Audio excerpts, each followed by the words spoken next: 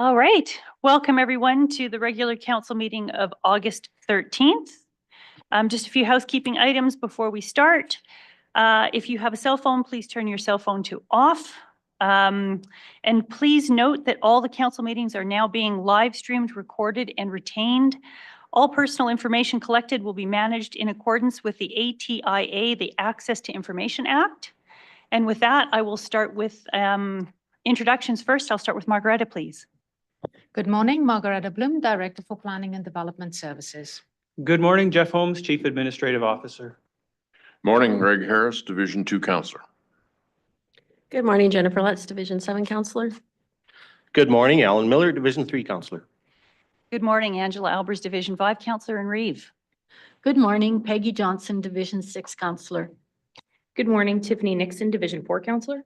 Good morning, Dwayne Fulton, Division 1 Counselor. Good morning, Laura Campmans, Executive Assistant. Good morning, Mariah Schnell, Planner. Good morning, Jessica Ross, Assistant Director of Planning and Development Services. Morning, Shelley French, Communications.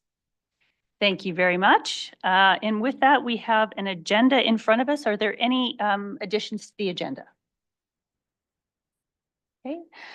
Seeing none. So just before we adopt the agenda, just a couple of information items. So with council's permission under agenda item 8.1 and 8.2, we are short-staffed a bit on the left-hand side today, and so we will have someone from operations. We will have Alvin joining us from operations for after lunch. So with council's permission, I would request that we move those two agenda items until after lunch so that we have administration in the house that can answer any questions that council may have. Okay, so with that then, could I have a motion to adopt the agenda, please? Moved by Councillor Nixon. I'll call to question. All in favor? And that motion is carried. And also as part of the council agenda, we do have two delegations, and we're very excited for our first delegation at 5.1, and that is the Family Farm Award with the Unger family joining us today. We're excited about that. And we do also have as 5.2, the Crown Prosecutor's Office is joining us at 11:30. So wherever we are in the council agenda, we will try and ensure that we can accommodate that delegation at 11:30. So we always love to start off the day with some celebrations, and this is extremely exciting. So we'll move on to agenda item 5.1. And this is the presentation to the Unger family for the 2025 BMO Farm Family Award. It's my honor to read a little bit of a blurb here for the Unger family. It's my absolute pleasure to welcome the Unger family to council this morning as we recognize them as Mount V County's 2025 BMO Farm Family Award recipients. This is a special honor and one that is not just about farming success, it's about values, it's about commitment, legacy, and the community. The Unger's journey started here almost a century ago. In 1930, Albert and Mary Unger made their way to the Reed Ranch area east of Olds with their young daughters, Albert's parents, and a dream for a better life. Albert had served in the First World War as a German soldier, and after spending a few years in Saskatchewan, he heard that land was available in this area where his brothers had already settled. When Albert passed away unexpectedly in 1945, it was his 17-year-old son, Harry, who took over the farm. At an age where most are still finishing high school, Harry stepped up, and it left a lasting impression on him. He saw firsthand what it meant for a community to come together and to support one another. That experience shaped the way he lived the rest of his life, with a deep sense of duty, generosity, and a connection to those around him. Harry went on to build a life with Verna, and together they grew the family farm and raised 3 children, Lauren, Mark, and Marla. For decades, Harry and Verna worked side by side, raising cattle, growing crops, and most importantly, raising a family rooted in the same values that they'd inherited.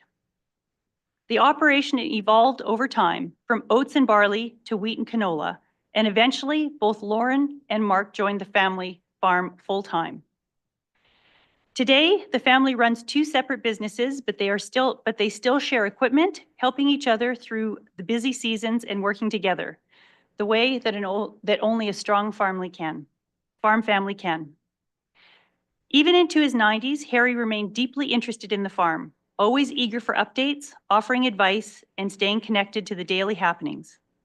He passed away early this year at the age of 97, leaving behind a remarkable legacy built not only on the land, but through the strength of his family and community. The Ungers have never just been farmers. They've been community builders. For nearly 95 years, every generation has contributed their time and energy in meaningful ways, whether through the church, school councils, agriculture boards, coaching, teaching, or local community organizations. Their story is one of resilience, rooted in faith, in family, and in service, and stands as a powerful example of how values passed down through generations can shape not only just a farm, but an entire community. Today, on behalf of Council and the residents of Mountain View County, it is an honor to present the Unger family with this plaque, recognizing them as our 2025 BMO Farm Family Award recipients. So please, everyone can join me in congratulating the Unger family.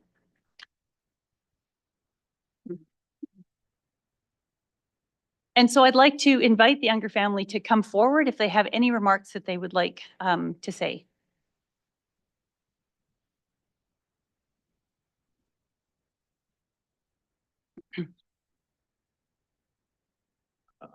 I hope I'm not putting you on the spot. Well, I know, Jeff told me about 5 minutes ago, but, no, has anyone ever been misquoted by the media in this room? Never, never.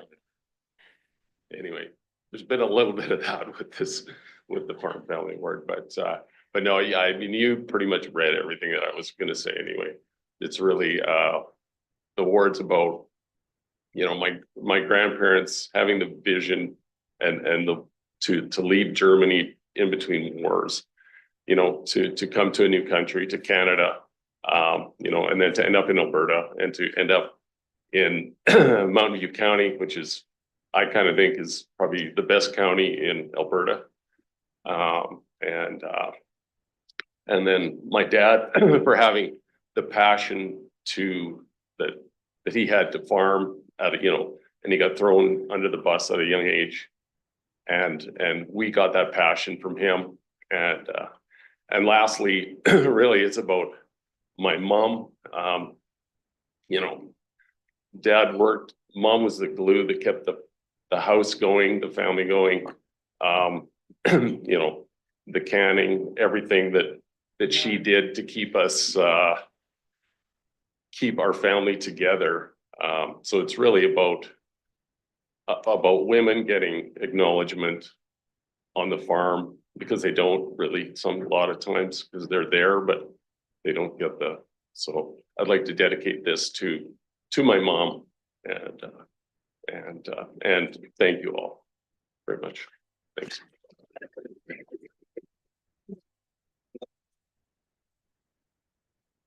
Oh, that was wonderful. Thank you. And so I would like at this time to allow Councillor Lutz to present the award, as we all dry our tears a little. Thank you. And then if it would be all right, we'd like to take a few photos after as well. So thank you, Councillor Lutz.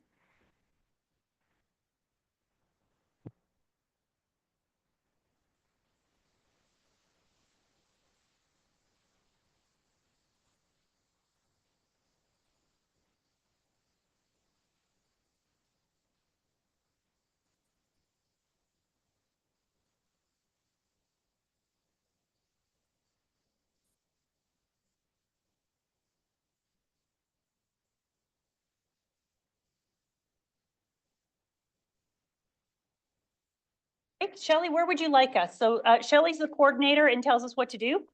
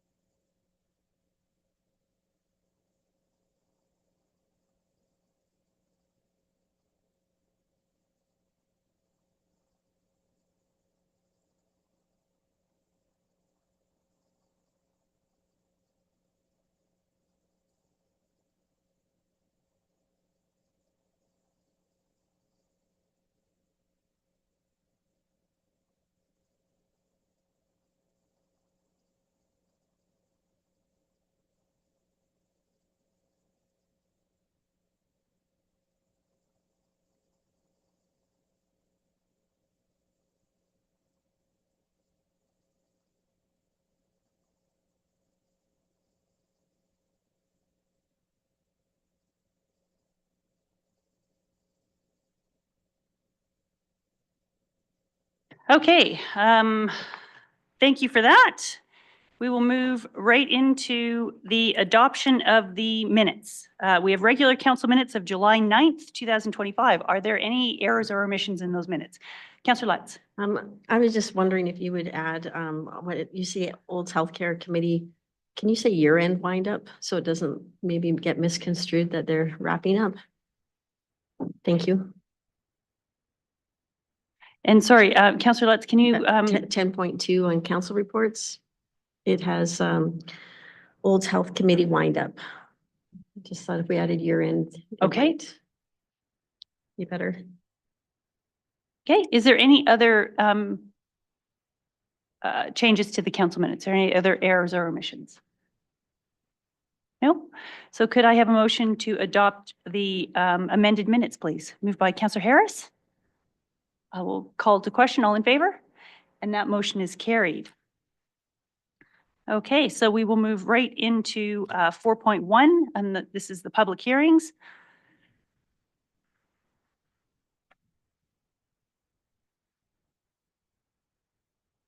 Okay, and just before we go into the public hearings, so anyone who wishes to address council as part of the public hearing will have 5 minutes to address council and then potential questions after from council. If you'd like to address council, please step forward to the mic. The mic will be live, and if I could just request that you state and spell your name for the record, just to make sure that we have the minutes of the meeting correct and that we have everything okay. All right, so we will move into 4.1, and this is bylaw number LU 2625. Being a bylaw of Mountain View County in the province of Alberta to amend land use bylaw number 1024 affecting the Northeast 833-1 west of the 5th pursuant to the Municipal Government Act. This received first reading on June 25th, 2025. And with that, I will open the public hearing and turn it over to planning, please. Thank you, Madam Chair. The presentation starts on page 25 of the agenda. Garrett Weir is the applicant and landowner. This application is proposing to redesignate an approximate 11.76 acres from Agricultural District A to Residential Farmstead District RF. This slide shows the location map. The subject lands are in the rural community of Natook, approximately 1 mile north of the town of Olds. The next slide shows the Figure 3 growth management conceptual strategy of the MDP and shows that the subject corridor is located within the agricultural preservation area. It is also located just outside of the Olds intermunicipal development plan referral area. The following slide shows the redesignation site sketch. This application is seeking to redesignate an approximate 11.76 acres from Agricultural District to Residential Farmstead District. The subsequent subdivision is looking to create the second title for the quarter. Page 29 of the agenda is the surrounding land use map and shows that the subject quarter is surrounded by mostly agricultural land uses. There are 3 country residential parcels located in the quarters to the northeast and east, as well as a split-zoned parcel in the quarter to the southeast, which contains both agricultural and country residential zoning. There are also several additional residential sites in the surrounding agricultural parcels. 6 of the surrounding quarters contain 2 titles, 1 contains 3 titles, and 1 contains 6 titles. The following slide shows the oil and gas facilities map.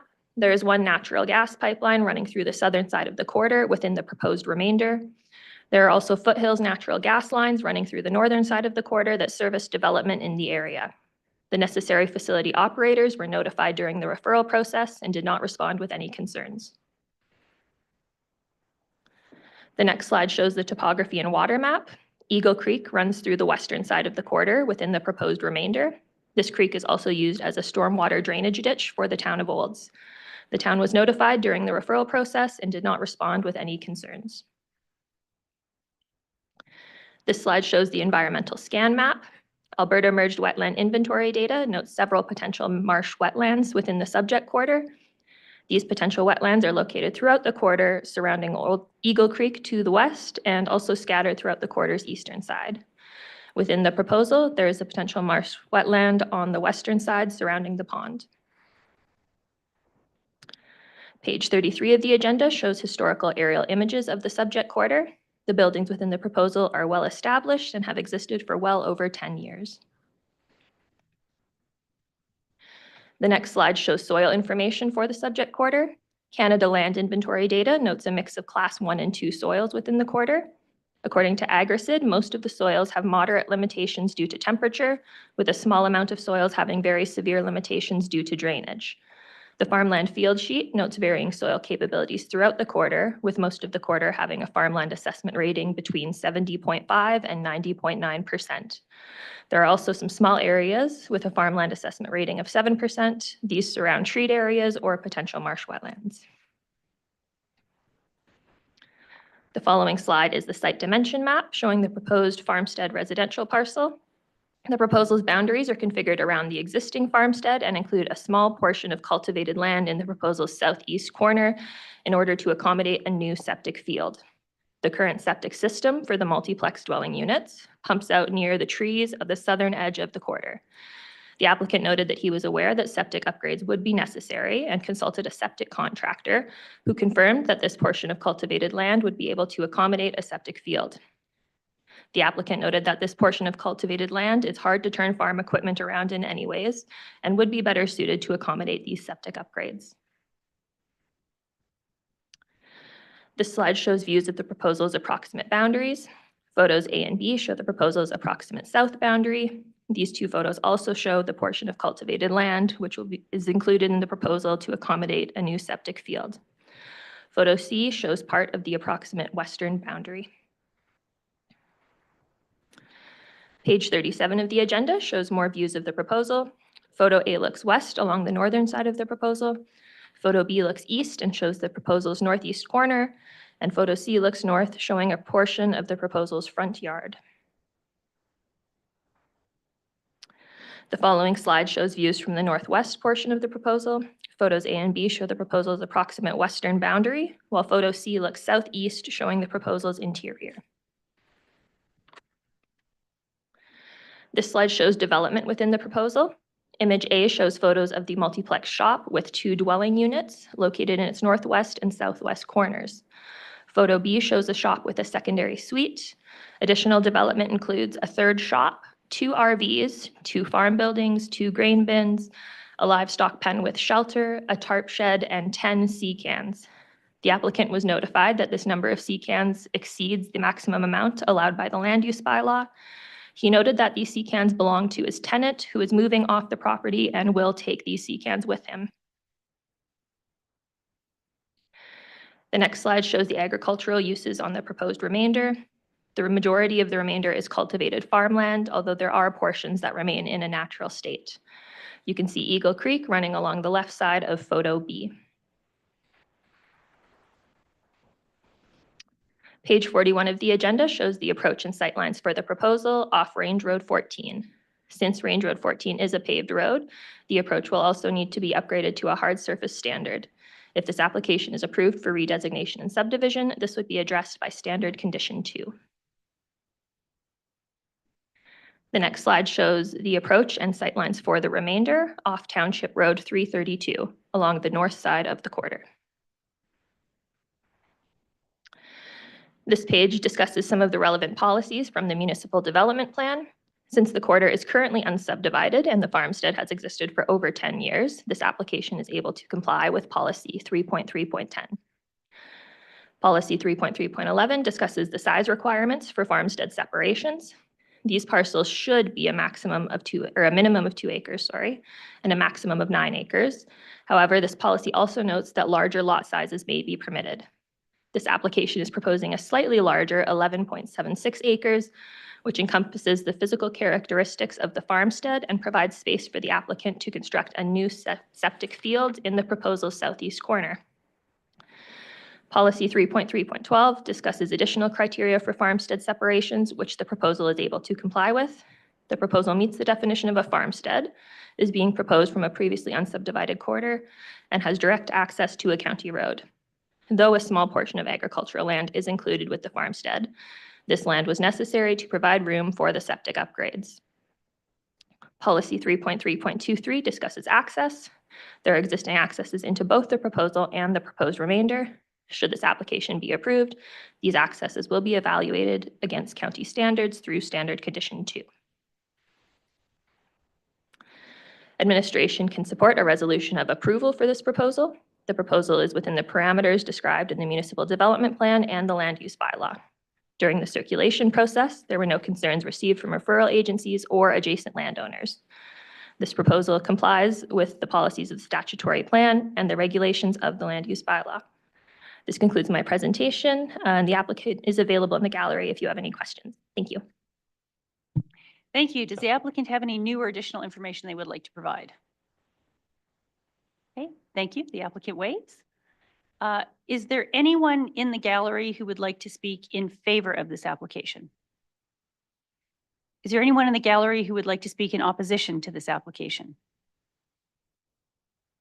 Is there anyone online who would like to speak either in favor or in opposition to this application? Seeing none, I'll open the floor to council. Does council have any questions? Councillor Johnson. Question for planning. Your presentation didn't address dwelling density. And from the information you provided, I understand that there's 3 dwellings attached to the different shops. And I just wondered if you'd speak to dwelling density, please. Yeah, of course. So I believe the dwelling density is 2, there are 2 attached dwelling units within the one shop, and within the other shop, it is a secondary suite. So in my consultation with our development team, they noted that it would comply with the statutory plans, but maybe I could have Jess speak to that a little later. Yeah, so there's a provision in the MDP that talks about allowing for legal and non-conforming use, with the second dwelling being allowed on a residential farmstead under 70 acres. And then the suite is not part of density. So secondary suites are not part of the density being considered, and that's why the application complies with policy. Is there any other questions from council? No? Seeing none, I will ask if planning has any closing comments. No closing comments. Thank you. Thank you. And does the applicant have any closing comments? No, the applicant waits. Thank you. So with that, I will close the public hearing and I will look for a motion, please. Councillor Letts. I move that council give second reading to bylaw number LU 2625, redesignating the lands within the Northeast 83315. Thank you. Any discussion? Okay. Seeing none, I will call to question. All in favor? And that motion is carried. And Councillor Letts, please. I further move that council give third reading to bylaw number LU 2625, redesignating the lands within Northeast 83315. Thank you. Any discussion? Seeing none, I will call to question. All in favor? And that motion is carried. Moving on to agenda item 4.2.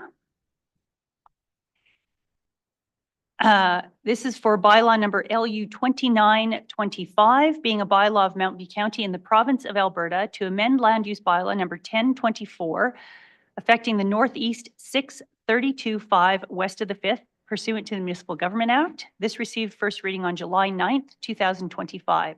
So with that, I will open the public hearing and turn it over to planning. Thank you, Madam Chair. The presentation starts on page 55 of the agenda. The applicant is Randy Cook, and the landowner is the estate of Ursula H.H. Rose, of which Eric Rose is the executor. The application is proposing to redesignate an approximate 3.38 acres from Agricultural District A to Country Residential District RCR. The next slide shows the location map. The subject lands are located in the rural community of Bergen, approximately 12 kilometers southwest of the town of Sundre. The subject quarter is also within the Bergen Area Structure Plan area. This slide shows the Figure 3 growth management conceptual strategy of the MDP. This map shows that the subject quarter is located within the potential multi-lot residential development area. Page 58 of the agenda shows Figure 6 Bergen land use policy areas from the Bergen Area Structure Plan. This map shows that the subject quarter is located within the ASP's agriculture policy area. The following slide shows the redesignation site sketch. This application is seeking to redesignate an approximate 3.3 acres from agricultural district to country residential district. The subsequent subdivision would be looking to create the second title for the quarter. This slide shows the surrounding land use map and shows that the subject quarter is surrounded by primarily agricultural land uses. All parcels in the adjacent quarter sections are zoned for agricultural use, except for one environmental reserve parcel in the quarter to the west, which is zoned Parks and Conservation District. It is noted that there are several residential sites in the agricultural parcels surrounding the subject quarter. Page 61 of the agenda shows the oil and gas facilities map. Within the proposed remainder, there is one operating natural gas pipeline, one abandoned oil well effluent pipeline, one abandoned oil well, and one suspended crude oil single well battery. These facilities are all well removed from the proposal. The necessary oil and gas facility operators were notified during the referral process and did not respond with any concerns. The next slide shows the topography and water map.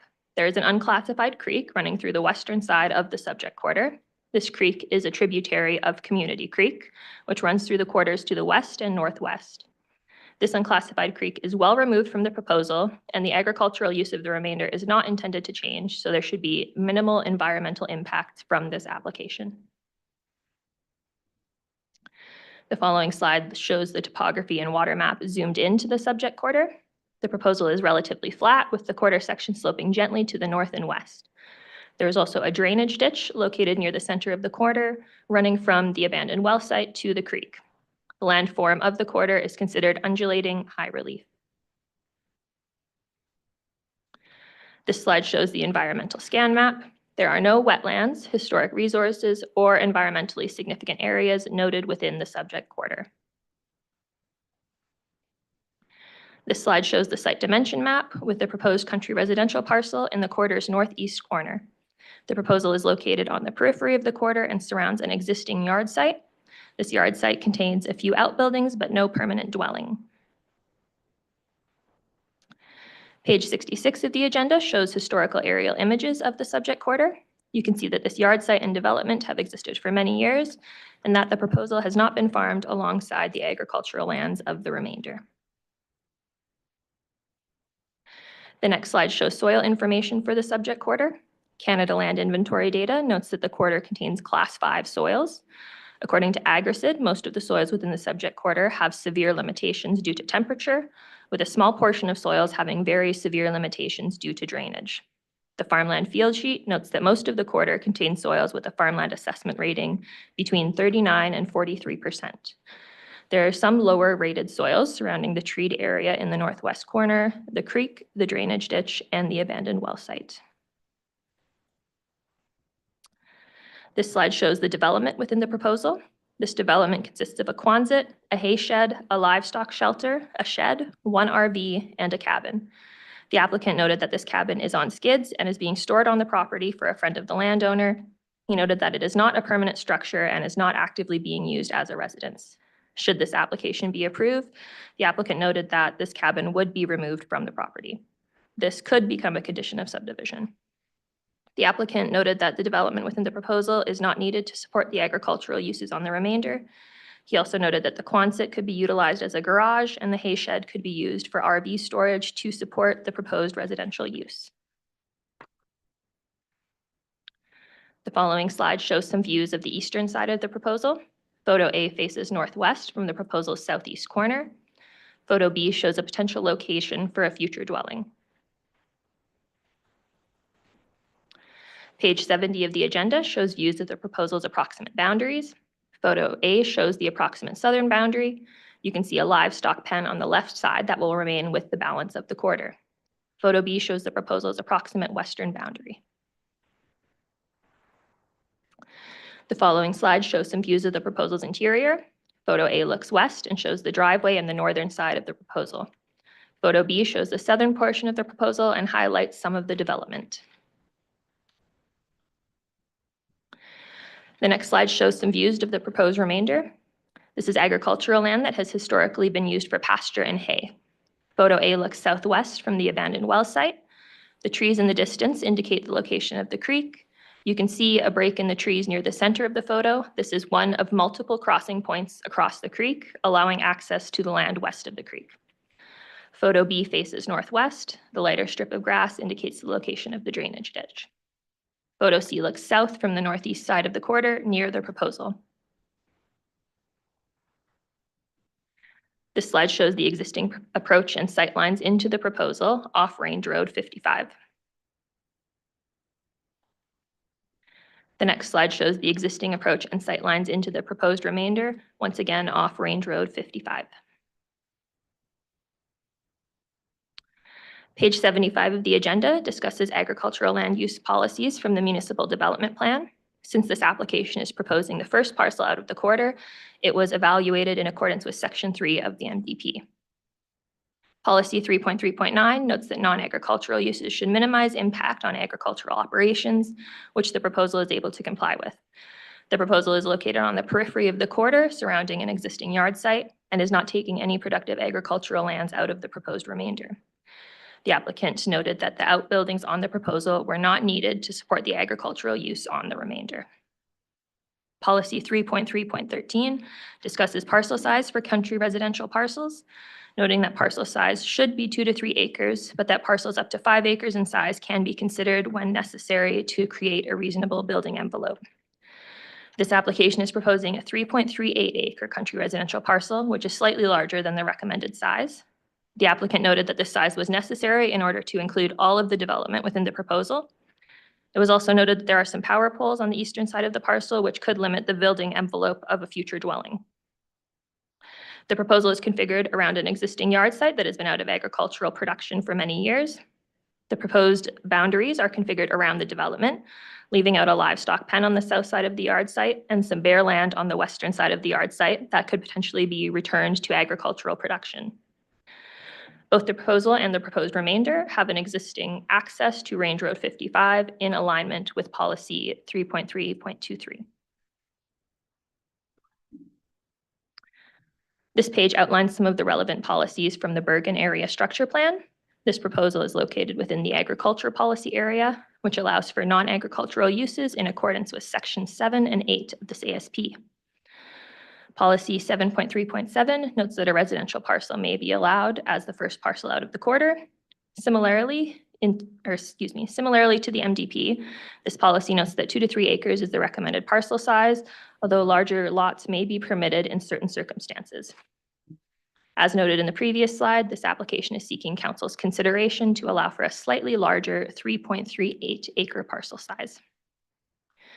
Policy 7.3.4 discusses policies related to low-density residential development. The subject lands are located within the potential multi-lot residential development area of the MDP, and this application is proposing the first parcel out as a 3.3 acre country residential parcel. This complies with the subdivision density regulations and the maximum number of acres allowed from a quarter for residential subdivision, which are outlined in policies 7.3.4A and B. The proposal is located on the periphery of the quarter and is adjacent to an existing residential site in the quarter to the north, in compliance with policies 7.3.4 D, E, and F. Section 7.6 of this ASP discusses roads, utilities, and access. Both the proposal and proposed remainder have existing accesses to a county road, and should this application be approved, these approaches will be evaluated against the county's approach standards in accordance with Standard Condition 2. Administration can support a resolution of approval for this proposal. The proposal is within the parameters described in the Municipal Development Plan, the Bergen Area Structure Plan, and the Land Use Bylaw. During the circulation process, there were no concerns received from referral agencies or adjacent landowners. This proposal complies with the policies of the statutory plans and the regulations of the Land Use Bylaw. This concludes my presentation. Thank you. Thank you. Do we have the applicant in the? Thank you. Does the applicant have any new or additional information they would like to provide? Thank you. The applicant waves. Is there anyone in the gallery who would like to speak in favor of this application? Is there anyone in the gallery who would like to speak in opposition to this application? Is there anyone online who would like to speak either in favor or in opposition to this application? No, and administration is saying we don't have anyone online, so I will open the floor to questions from council. No? Seeing no questions, sorry, Counselor Nixon. Okay, no. Does planning have any closing comments? No closing comments. Thank you. Thank you. And does the applicant have any closing comments? No, the applicant waives. So with that, I will close the public hearing and I will look for a motion. And Counselor Nixon. The council gives second reading to bylaw number LU 2925, redesignating the lands within the northeast 6 of 32, 5 west of the 5th. Thank you very much. Any further discussion? Seeing none, I will call to question. All in favor? And that motion is carried. And Counselor Nixon. The council give third reading to bylaw number LU 2925, redesignating the lands within the northeast 6 of 32, 5 west of the 5th.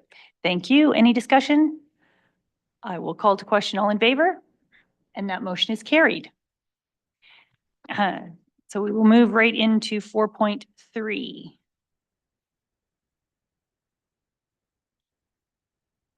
And this is bylaw number LU 2725, being a bylaw of Mountain View County in the province of Alberta to amend land use bylaw number 1024, affecting the Northwest 332 west of the 5th pursuant to the Municipal Government Act. This received first reading on June 25th, 2025. And with that, I will open the public hearing and turn it over to planning, please. Thank you. The beginning of the presentation starts on page 98 of this agenda.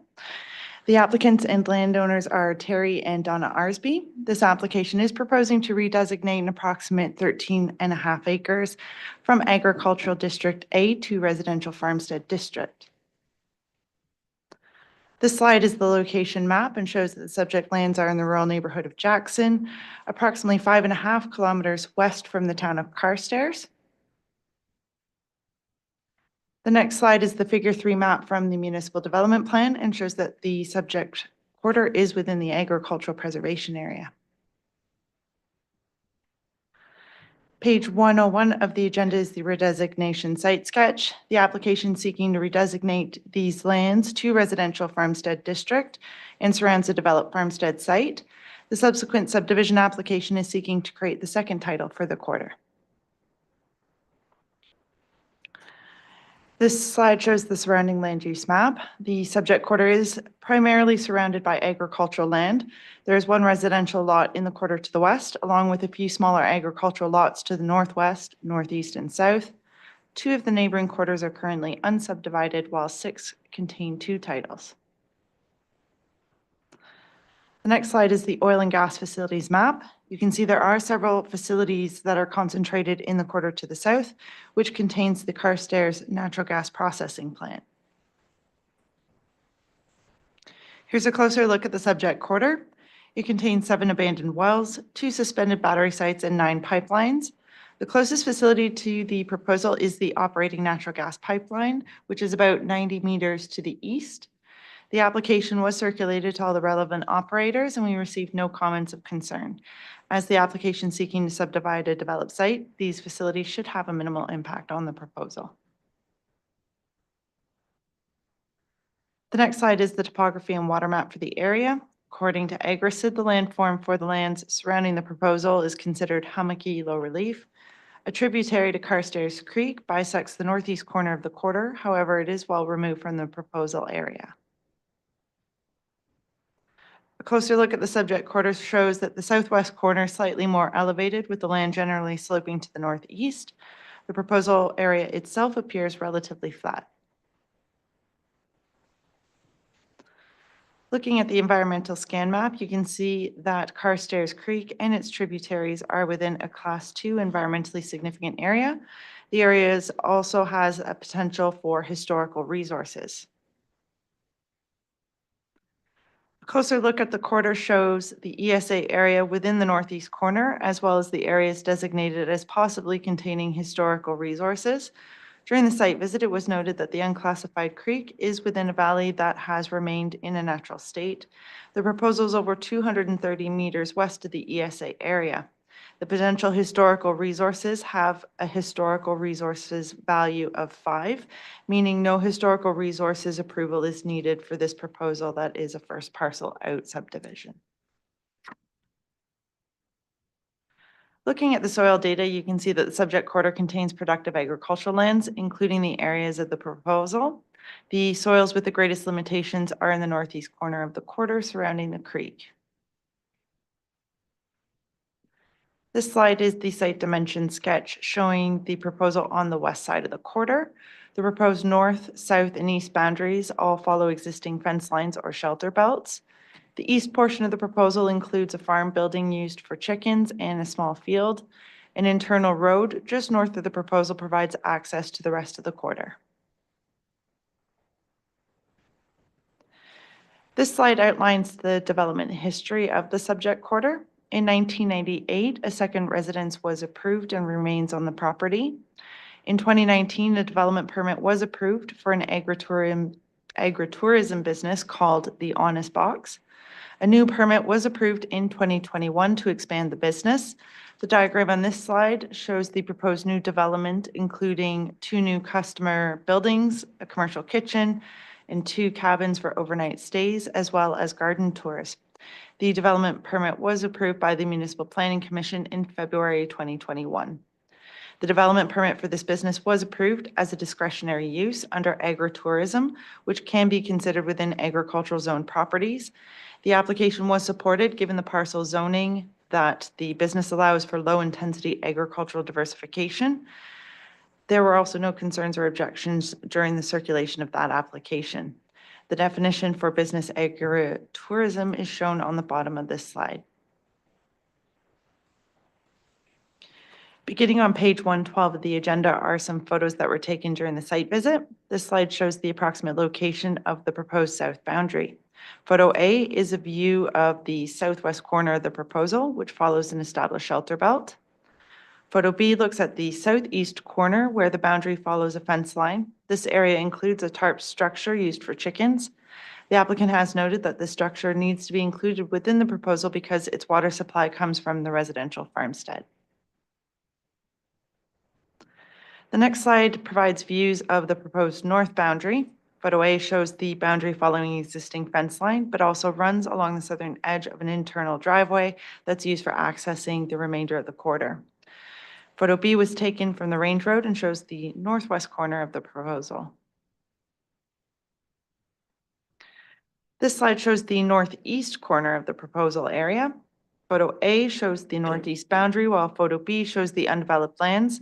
The applicant provided information about why this area needed to be included within the proposal, as it was following an existing fence line, and the area ensures that there would be a sufficient buffer from the proposed property lines and to the surface discharge septic system located within the trees. Also, given the proximity of the mobile home, the applicant states that there is sufficient space, or there wouldn't be sufficient space for the agricultural use of this area given the proximity of the mobile home. This slide reviews the development on the property. The site contains a dwelling and a mobile home, a shop, a barn, a chicken barn, several sheds, and grain bins.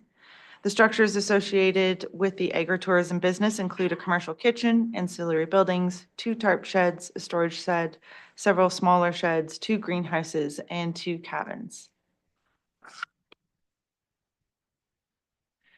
This slide highlights the garden areas used for the business. You can see that at least 5 distinct areas are dedicated for growing produce for sale. This slide shows views of the proposed remainder.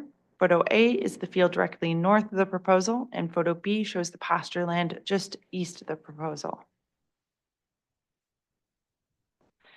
And then this slide shows the southern portion of the quarter, which has been used for cultivation. Photo A shows the area southeast of the proposal, while Photo B shows the areas directly to the south. This slide shows the northeast corner of the quarter near the tributary to Carstairs Creek. Photo A shows a relatively deep ravine that has remained in its natural state, and Photo B shows the uncultivated field in the same corner, which appears to have been used as pasture land.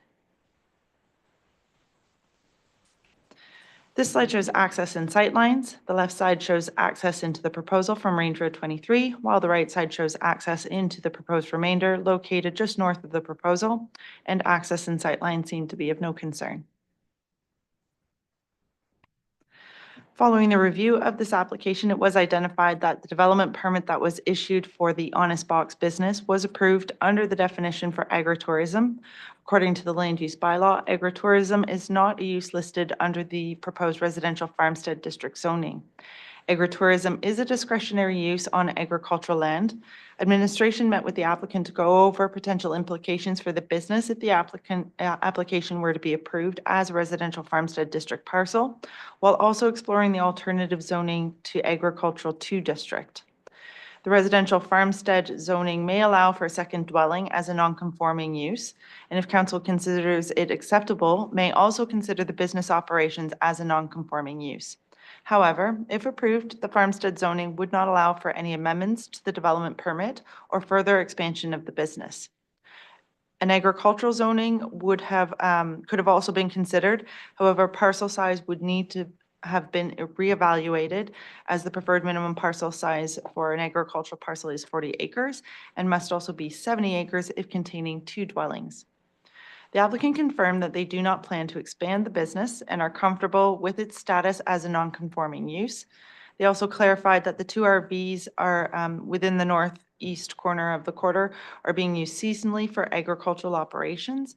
All correspondence on this matter has been attached in the report to council. This slide reviews the proposal against the municipal development plan policies. Because this is a first parcel out subdivision from the quarter, it was evaluated under the agricultural land use policies. Policies may allow for a maximum of 2 titles within the quarter, so this proposal to create a second title does meet this requirement. The application involves the development associated with the original farmstead for the quarter and leaves most of the cultivated and pasture land in the remainder for continued agricultural use. The lot size is slightly larger than the preferred maximum of 9 acres. However, larger lots are permitted for features like shelter belt, ancillary buildings, and physical characteristics. The applicants justified the size, stating that the northeast field provides a sufficient setback for the mobile home's open discharge septic system. This field is too close to the mobile home for the agricultural remainder to use it. The structures used for the chickens is connected to the farmstead water well. And keeping the chicken barn within the proposed parcel avoids potential conflicts with this, with a potentially more intensive use as part of the agricultural remainder. The proposed remainder does contain environmentally significant land surrounding the tributary to Carstairs Creek. If approved, condition 13 will be considered to ensure environmental protection of this waterway. Administration can support a resolution of approval for this proposal. The proposal can fall within the parameters described in the municipal development plan and the land use bylaw. Although the existing agritourism use may not be listed with the residential farmstead district zoning, business operations may continue when in accordance with the previously approved development permit and be considered a legal non-conforming use. Given the agritourism uses support low-intensity agricultural diversification, the subject lands are surrounded by agricultural zone land, and there were no concerns received during the circulation of this application. The proposal should continue to complement surrounding land uses. That concludes my presentation, and the applicant is available if you do have any questions. Thank you. Thank you. Does the applicant have any new or additional information they'd like to provide? Okay, the applicant waives. Thank you. Is there anyone in the gallery who would like to speak either in opposition or in favor to this application? Is there anyone online who would like to speak either in favor or in opposition to this application? And the administration is saying there is not. And so with that, I will open the floor for council to ask questions. No. So I just want to make sure I get this correct in the information. So if this application were to have come forward for an agritourism business just on the proposed subdivided portion, it would have not been within the land use bylaw. Is that correct? So business agritourism isn't a use in residential farmstead, so correct. Okay. Just wondering to administration why this is coming forward as an RF and maybe not as a direct control then? Is your question because they can't do the business now? Correct, yes. Okay, so the conversation was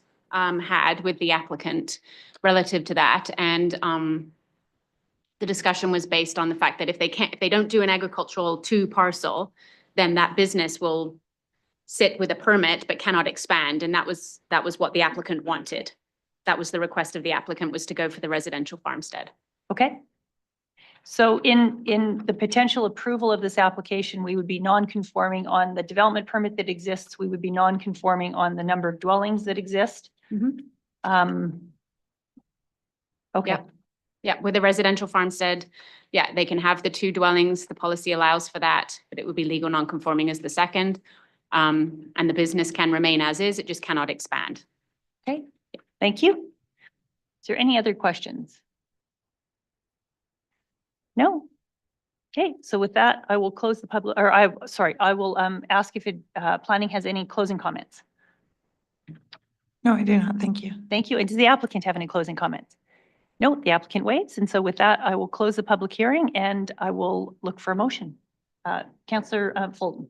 I'll move that council give second reading to bylaw LU 2725, redesignating the lands within the Northwest 332 west of the 5th. Thank you. Any discussion? No. So I'm normally a real stickler for policy, as probably everyone gets, but the fact that there was no opposition in the community to this is probably the driving factor as to why I would support it. And I think these businesses are very good for the community. I think they're very good for Mountain View County. And so although I am concerned that we are proposing something that is not in alignment with our land use bylaw in many aspects, I think that that this is still good for the community, and with no opposition, I can support it. Is there any other discussion? Councillor Nixon. I believe that agritourism is becoming more and more popular, and I think it's actually more and more important to the communities that they serve. So I don't know if I would have to present a motion, but I think that we should maybe, next time we look at the land use bylaws, look at adding it into more than just agriculture, because there's multiple different variations of agritourism that could happen on smaller parcels as well and still be sustainable. Okay, so we'll deal with this file first. Is there any other discussion? No. So with that, I'll call to question. All in favor? And that motion's carried. And Councillor Fulton. I'll move that council give third reading to bylaw LU 2725, redesignating the lands within the Northwest 332 west of the 5th. Thank you. Any discussion? Seeing none, I will call to question. All in favor? And that motion is carried. All right. So we will move on to 4.3.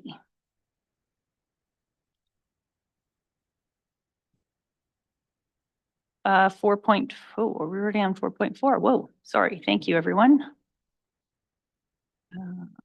30. 4.4. This is for bylaw number LU 2825, being a bylaw of Mountain View County in the province of Alberta to amend land use bylaw number 1024, affecting the Southwest 433-4 west of the 5th, Plan 1541 GY, Block 1, Lot 4, pursuant to the Municipal Government Act.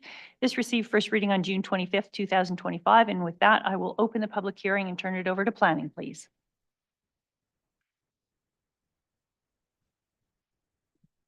Thank you. The beginning of this presentation starts on page 134 of the agenda. The applicant is Roxanne Baker and the landowner is Katrina Baker. The application is proposing to redesignate 0.85 acres from local commercial district to country residential 1 district. This is the location map and shows the subject lands within the rural neighborhood of Eagle Hill, Westward Ho, and approximately 5.5 kilometers east from the town of Sundre. The site is located within a residential neighborhood called Sleepy Hollow. The next slide is the figure 3 map from the MDP and shows that the proposal is within the agricultural preservation area. Page 137 of the agenda is the redesignation site sketch. The proposal is located within a quarter that has had several previous subdivisions and is within the very southeast corner. The application is seeking to redesignate this existing parcel to country residential 1 district surrounding an established residential site. The application is only seeking redesignation and no subdivisions being proposed. This slide is the surrounding land use map, and you can see that the area has a mix of residential and agricultural land uses. The subject property is in a quarter section with 31 previous subdivisions. There are residential lots immediately to the west, north, and east. The proposal is also located just north of Highway 27, and with the Westward Ho Campground is located to the southeast. This is topography and water map for the area. You can see the Little Red Deer River runs through the quarters to the east. However, the proposal is well removed from the river. Based on AgriSID data, the landform near the river is considered confined terraced. Looking closer at the subject quarter, you can see that there is an unclassified creek that flows from the west to the north of the proposal. However, no water bodies are identified within the subject property. The quarter slopes down to the east and the proposal itself appears flat. This slide shows the environmental scan map. You can see the areas surrounding the Little Red Deer River are identified as an environmentally significant area. The proposal is more than 110 meters west of the ESA and is also not identified within any flood hazard areas.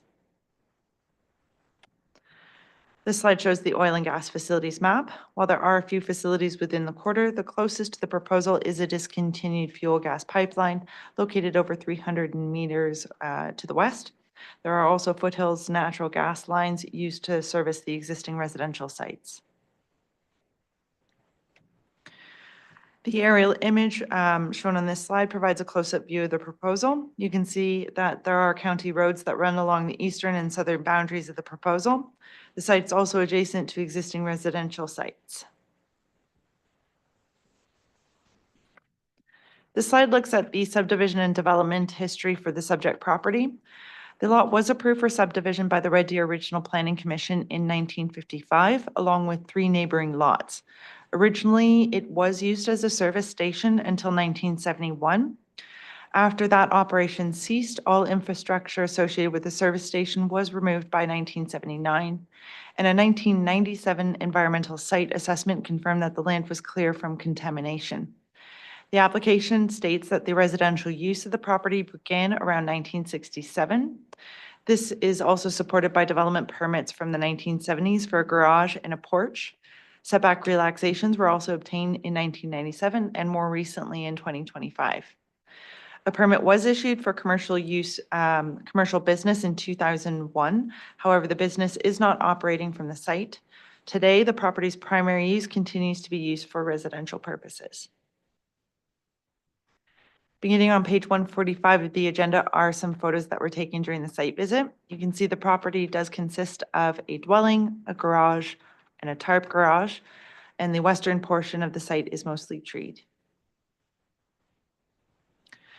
This slide shows views surrounding the proposal. Photo A looks at the northwest corner of the property, showing the local road that curves around the west side.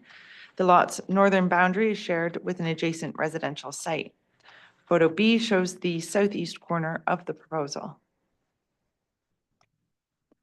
This slide looks at access and sightlines to the property. The left side shows access from the east side of the property, while the right side shows access from the south, and access and sightlines appear to be of no concern. The slide evaluates the proposal against the municipal development plan. While the land is within the agriculture preservation area, the application was evaluated under the multi-lot residential policies of Section 4, as the quarter already contains 31 titles. The lot was originally subdivided in 1955. Although the proposed parcel does not meet the minimum parcel size of 2 acres for country residential 1 zoning, the proposed redesignation would be consistent with the surrounding lots, which are also undersized, the smallest one being 0.55 acres. The proposal has also been used residentially for decades. The subject quarter has had several previous residential subdivisions along its periphery, with the larger portion of the quarter being used for agriculture. The proposal has existing services, including a septic system and water well. No comments were received from adjacent landowners during the circulation of this application, and there are also established roadways to access the proposal. Given that this redesignation aligns with the property's historical use, the proposal will complement the surrounding residential community. Administration can support a resolution of approval for this application. The proposal can fall within the parameters described in the municipal development plan and the land use bylaw. The proposal consists of an existing dwelling site, and the proposed redesignation will better reflect the historical use of the property and complement the uses on neighboring lands. There were no letters of objection or concern that were received from adjacent landowners or referral agencies. That concludes my presentation, and the applicant is available if you have any questions. Thank you. Thank you. Does the applicant have any new or additional information they would like to provide? Thank you. The applicant waves. And so is there anyone in the gallery who would like to either speak in favor or in opposition to this application? Is there anyone online who would like to either speak in favor or in opposition to this application? Administration is saying we have no one online. And so with that, I will open the floor for council for questions. I just have one question. Is a dwelling allowed in a DLC district, in the local commercial district? No, it is not. No, and this is just for my own knowledge then. I see in February 2025, setbacks were approved for the dwelling. Is that right? Oh, for existing structures. Okay. Setback relaxations were granted for the dwelling and its associated garage demonstrating residential use of the property. So just wondering, what approving authority would have been able to grant relaxation for the dwelling if it wasn't actually allowed within the land use bylaw? So the relaxations would have been given as a structure versus a dwelling. The description is a dwelling because that is what it is, but the relaxation would have been for the structures itself. Okay. So it's a, as you can see, quite a wonky Yeah. property. Yeah, no. And should really have a residential zoning on it. Yeah. But we gave relaxations recognizing the historical use of the land versus the actual zoning of the land. So, yeah. Okay. Yeah. Thank you. Is there any other questions? No.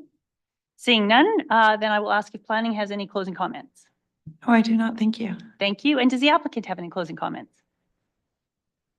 No. So the applicant waives. Thank you very much. So with that, I will close the public hearing and look for a motion. Councillor Johnson. I would move that council give second reading to bylaw number LU 28/25, redesignating the lands within the Southwest 4, 3345, Plan 1541 GY, Block 1, Lot 4. Thank you. Is there any discussion? Seeing none, I will call to question. All in favor? And that motion's carried. And Councillor Johnson. I would also move that council give third reading to bylaw number LU 28/25, redesignating the lands within the Southwest 4, 33-4, west of 5, Plan 1541 GY, Block 1, Lot 4. Thank you. Any further discussion? Seeing none, I'll call to question. All in favor? And that motion's carried. Thank you. So we will do the first readings of the bylaw and then we'll take a break. So we're on to 6.1. Councillor Fulton. I'll move that council give first reading to bylaw LU 3225, redesignating the lands within the Northwest 3, 33-1 west of the 5th. Thank you. Any discussion? I'll call to question. All in favor? Sorry, Councillor Harris. I'll call to, okay, wait a minute. Let me do that one more time. I'll call to question. All in favor? And that motion's carried. Sorry, I didn't know if you were voting in favor or against, so I'm sorry, I didn't see your hand. My apologies. So that motion is carried. And Councillor Fulton. I'll further move that council set the public hearing for bylaw LU 32/25, redesignating lands within Northwest 3, 33-1 west of the 5th for September 24th, 2025 at or after 9 a.m. Thank you. Any discussion? I'll call to question. All in favor? And that motion is carried. And we are on to 6.2. Councillor Harris, please. I'll move the council give first reading to bylaw LU 33/25, redesignating the lands within the Plan 2310034, Block 2, Lot 1, in the east of Section 35, 31, 5 west of the 5th. Thank you. Any discussion? Councillor Johnson. Just one very short question. It says that progressive reclamation is still intended, and I just wondered if there was an explanation for that. And so I think that would be more appropriate to ask that question at the public hearing, because that will be bringing information forward. So Okay. if you could hold that to the public hearing, I think that would be more appropriate. Okay, thank you. Okay? So any discussion? Then I will call to question. All in favor? And that motion's carried. And Councillor Harris, please. I'll move the council set the public hearing for bylaw LU 33/25, redesignating the lands within the plan 2310034, block 2, lot 1, in the east of section 35315 west of the 5th for September 10th, 2025 at or after 9 a.m. Thank you. And with that, I will call to question. All in favor? And that motion is carried. And we will move on to 6.3. Councillor Miller. I would move the council give first reading to bylaw 12/25 for the Sundre Airport Concept Plan. Thank you. Any discussion? I'll call to question. All in favor? And that motion's carried. And Councillor Miller. And further, the council set the public hearing for bylaw number 12/25 with the Sundre Airport Concept Plan for September 10th, 2025 on or after 1 p.m. Thank you. Any discussion? I will call to question. All in favor? And that motion is carried. And with that, we will take a break until 10:25.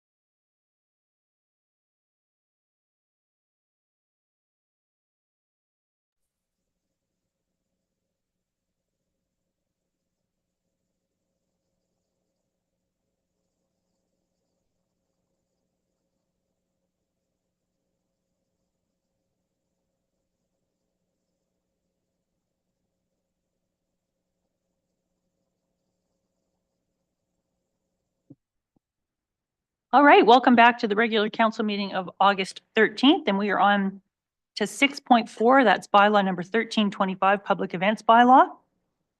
Jeff, please. Thank you, Reeve. This item will be introduced by Jessica Ross. Okay, so good morning. In front of you on the screen today is a request to have some amendments of the public events bylaw. The bylaw was reviewed, last reviewed in 2023.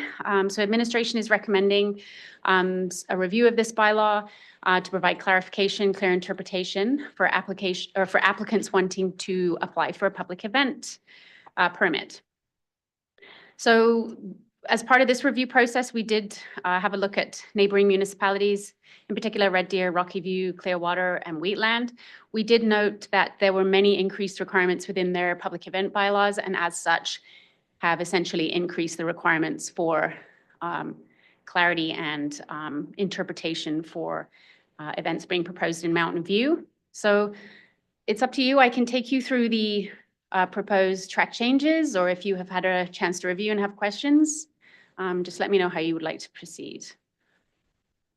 Okay, so maybe in order to discuss, and then we can start to have discussions on potential amendments that council would like to see. If I could ask for someone to put first reading on the floor, please. Councillor Harris?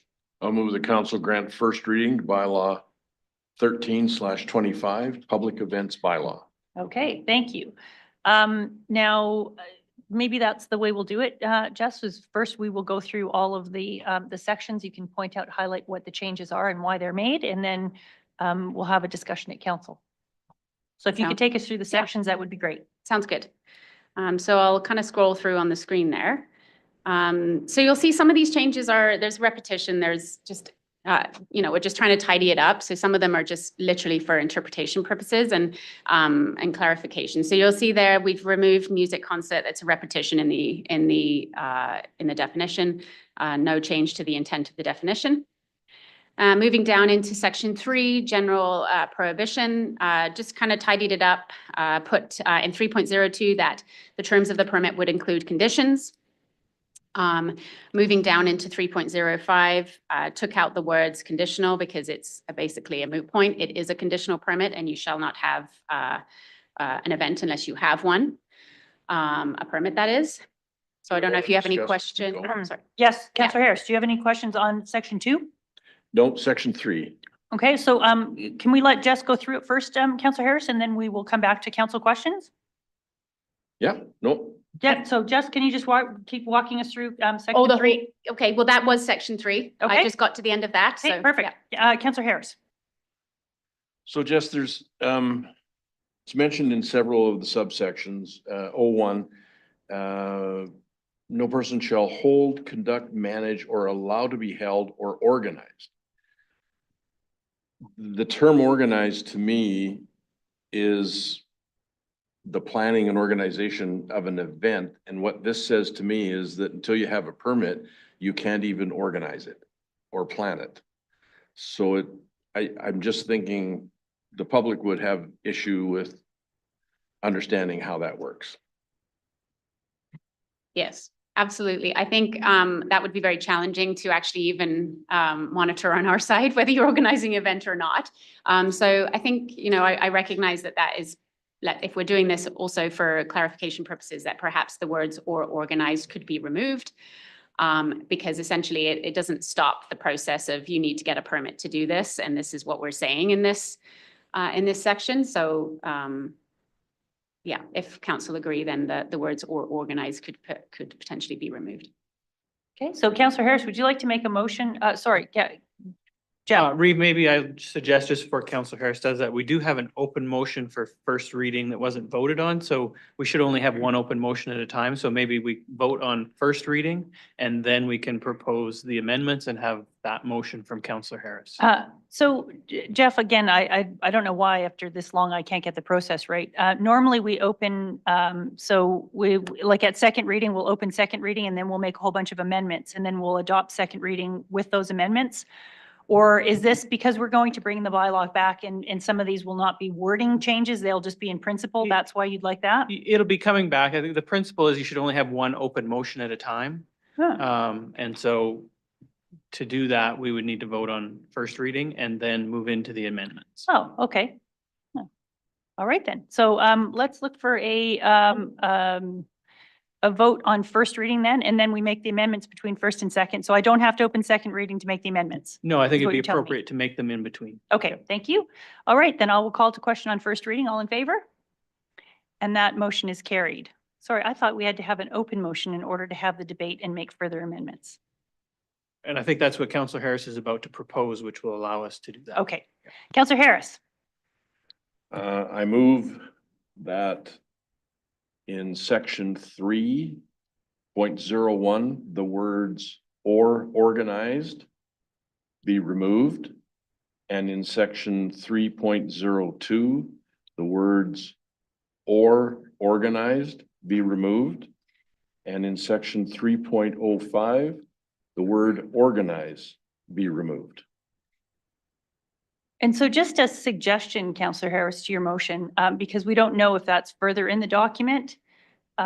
Would it be appropriate, more appropriate to maybe say remove it from 3.01 and make it consistent throughout the document? And then we don't have to catch them as we go further.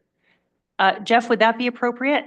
Because unless we'd have to go through the entire document to, and then we'll just give council the direction to, or council give administration the direction to remove it throughout and make the document consistent.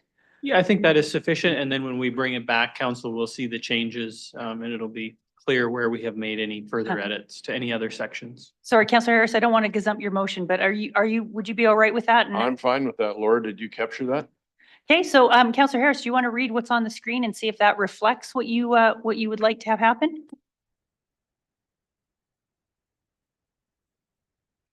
Yes, it is.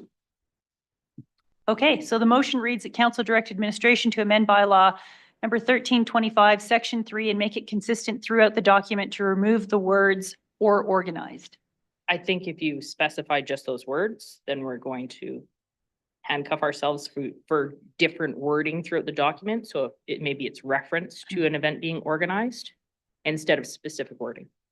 Okay.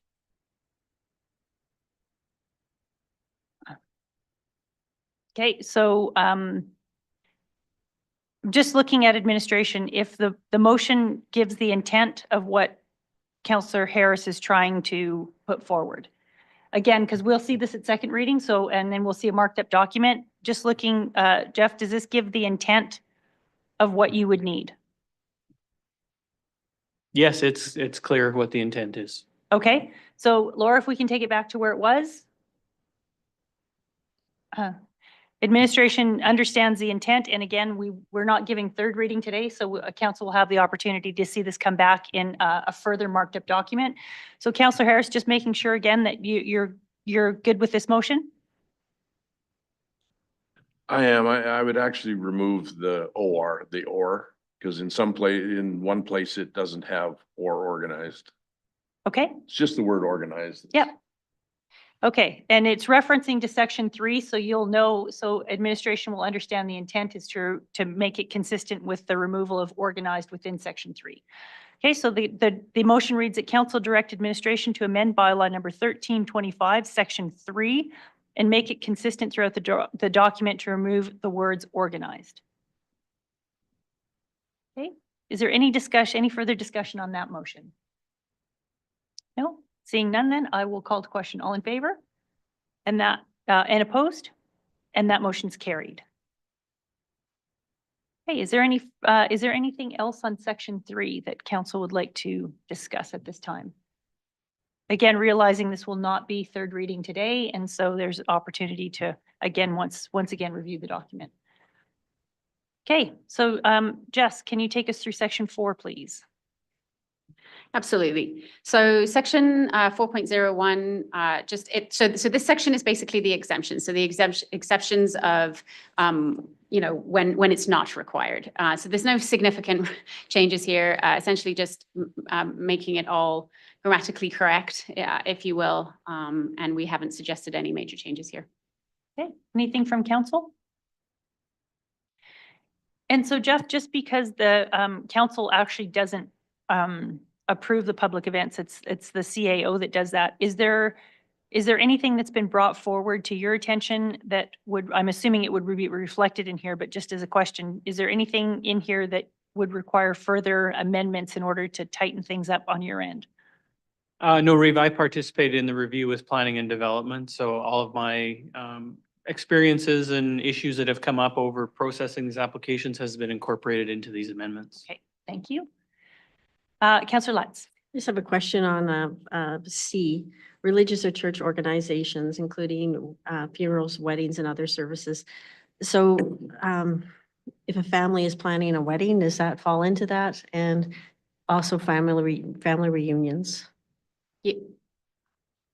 So through the chair, yes, those fall into that. So they do not require a permit. Unless they're over 150. Yeah. Is the way I read it. Is that correct, Jess? With discretion, yes. Okay. I just wonder with the wording, church and religious and church organizations, if that's really inclusive. So what are you looking to, what would be a suggestion then, Councillor Lutz?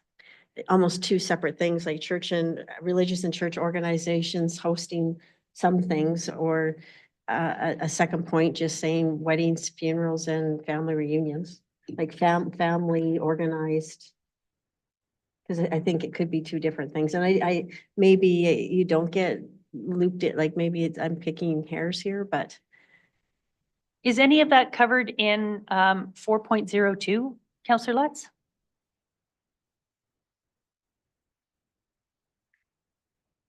Could be, yeah. So just looking at administration, if you were to have your own private wedding and have 140 people on the guest list to your own private wedding, would that fall under section 4.02 and not require an events permit? Correct. It does not require a permit, never has. We've never actually had a problem with interpretation for that portion, just to help you out with that, but yeah. No, if you can explain it to people asking, Yeah. then that's good. Okay. Thank you for that, Councillor Lutz.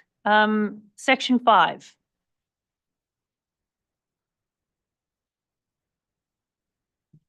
All right, so this is where we have quite the amount of changes in here. So this is the permit requirements. This is sort of essentially the increase in requirements that give that clarity of what we actually expect from the applicant when applying for a permit. So the first couple of sections here, we just have cleared up the grammar.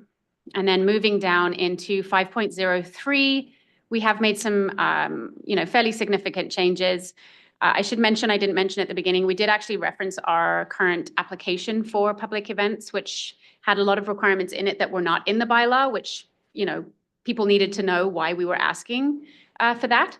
So that is also reflected in these proposed changes as well. So we have the increase in clarity for the certificate of title, current within 30 days. That's very typical of our other permit applications. Moving down into E, just clearing up the language, enforcement officers, as the definition is earlier on in the document. F includes the requirement of a site plan, talks about access, egress, washrooms, parking, all the things that need to be included in any site plan for an application. G obviously adds the additional requirement for the dates and times for the public event. H is the addition of the insurance requirement within there. Within this requirement, we have added in the provision that says you cannot cancel it within 30 days. 30 days is the minimum. Just doing a little assurance there for Mountain View County to make sure that there was no concerns with insurability. Moving down into I, just clearing up the language grammatically. And then again in J, that is also just clearing up and making it consistent with our land use bylaw and other bylaws that we have for the community consultation. Going into K, this is where we did add some significant requirements. We quite often, and depending on the size of the event, will ask for additional information. And this is the additional information we would often ask for. So when you have a large amount of people in a space, you need to know, is this going to be safe? So the safety, security plan, medical plans, access, egress, welfare plans, noise control, just those protection pieces for the community when hosting a large event. And so that information was actually pulled when we did review the adjacent municipalities' public event bylaws, and Mountain Views was very lacking in that department. So that's what that proposed, or those proposed changes are. And then going down into 5.04, also taking into account that, you can have all the security and medical plans submitted, but they need to be adequate. So the word adequate got added in that, gives the approving authority discretion to say, is this actually going to work out? Are we going to actually have a well-run event here? And giving that discretion there when reviewing those applications. We talk about, in F, we talk about the water supply. Do you have adequate water supply for and sanitation facilities for your event? Special requirements, garbage, for the public event. You'd be surprised how many times we get applications that people do not think about these things. And so those things should be in the bylaw just so that, we have the ability to ask. And then dust control. Dust control is also something that historically people have generally forgot. On a dusty road, you have, 200 plus, up to 1,000 people. Dust control is a big deal. And so that's placed in there, the added requirement that it is at the expense of an applicant. And then also, basically that many of these will be added into conditions of the permit itself. Sorry, section 5 is quite a big one, so we'll keep going.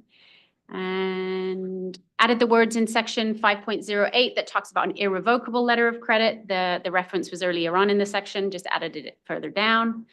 Going down into section 5.12, this is where we talk about where we may refuse the application, and the details in here are talking about misrepresentation of any fact or circumstance of the event. So it gives us the ability to refuse that.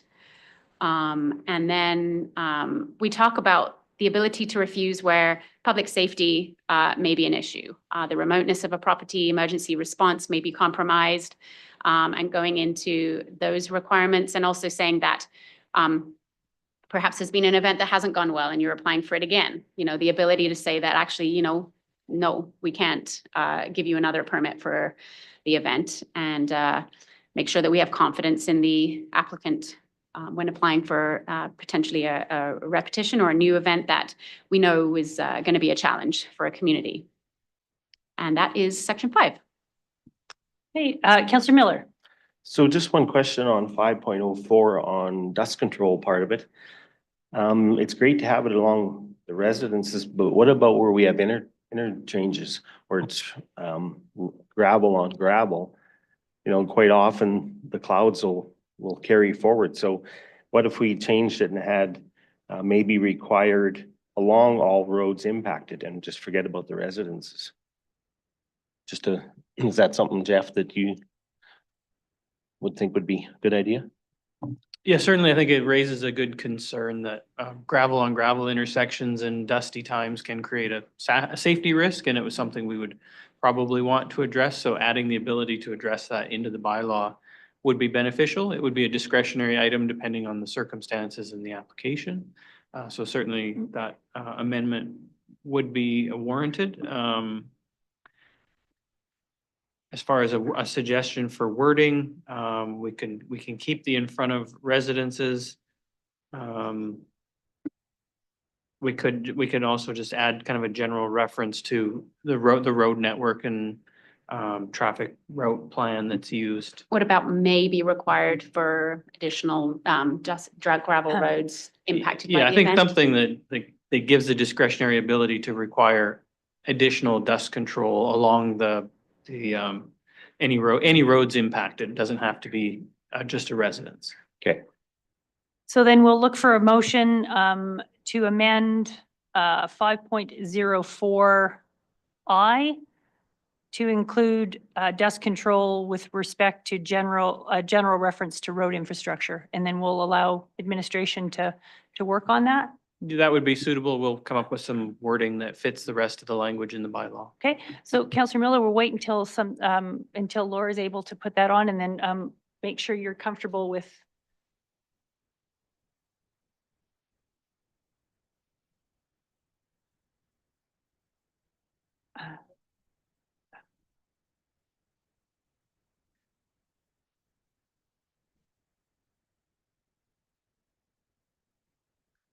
To Yeah, include dust control may be required along the entire road.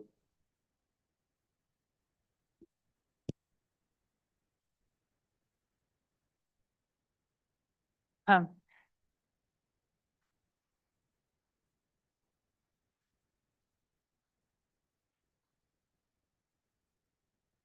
And again, we get to see this coming back. So as long as administration understands what council is trying to get at here, Councillor Miller, does that reflect, or would you like to add additional changes to that motion? No, I think that covers it off. That would also cover off the residents as part of it anyways with this wording, I think. So I'm good with this. Okay, so the motion is that council direct administration to amend bylaw 1315, section 5.0I to include dust control may be required on affected roads. 1325. Okay? Is there any further discussion on that motion? No? I'll call to question. All in favor? And that motion's carried. Is there any other questions on section 5? Councillor Johnson and then Councillor Fulton. Thank you. I have a couple. On page 380, under the noise control plan, it talks about, outlines how the event will control the impact to surrounding communities. And I wondered if we could consider different wording for that. I guess I was thinking specifically about replacing the word communities with landowners and livestock, because I think with the potential of very loud music and so on, there is no doubt that local livestock will be affected. And if you put horses and cows through fences, that has huge repercussions. Okay, so Councillor Johnson, would you like to propose an amendment? Because it is a bylaw, we can only make changes to the bylaw through amendments. Yes, thank you. I would move that we replace the word under the noise control portion. So that is section Section 5.03 K4. Replace the word communities with landowners and livestock.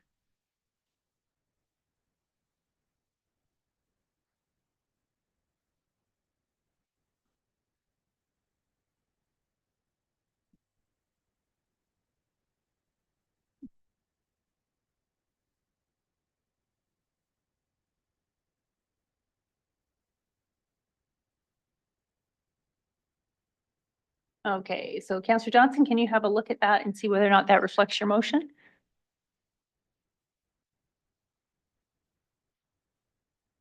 That's correct. Thank you. Okay, so the motion reads that council direct administration to amend bylaw number 1325, section 5.03 K 4, replace the word communities with landowners and livestock. Any discussion? Councillor Lutz. I like what you're saying. I don't know if I like the wording suggestion. To input, I think it's still important to have surrounding communities if the event is outside or if the venue is close proximity to residential areas. Maybe that's where you could put, or potentially impact livestock. Because I think the community part is still important. Okay, I'll just consider that. Thank you. Control the impacts of surrounding communities.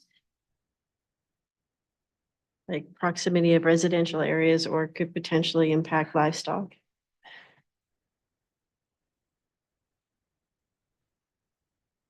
So Councillor Lutz, would you like to propose an amendment to the motion? Yes, please do. Okay, I would amend to keep, sorry, Just I guess started. we're on B, so to add proximity of residential areas or potentially impact livestock. Okay, so Can you just repeat that again, Counselor Lutz? So So, after 5.03K4, you're changing the wording, is that correct? Correct. Okay, So to leave the sentence as is, but add at the end, proximity of residential areas or potential impact to livestock.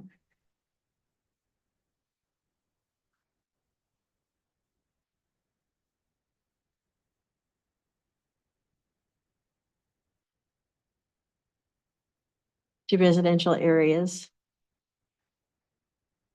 Oh, sorry, that's what you're doing.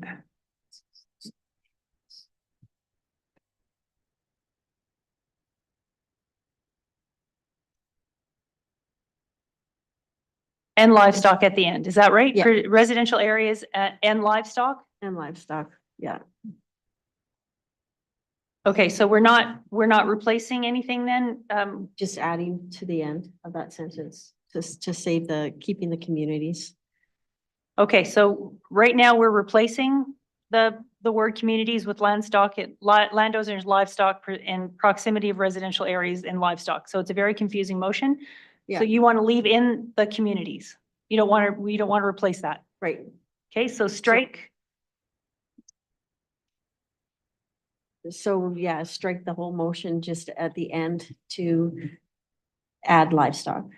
So Laura, where it says replace the word, strike from there to proximity of residential areas and livestock, I believe is what the intent is. Yeah. I think to add.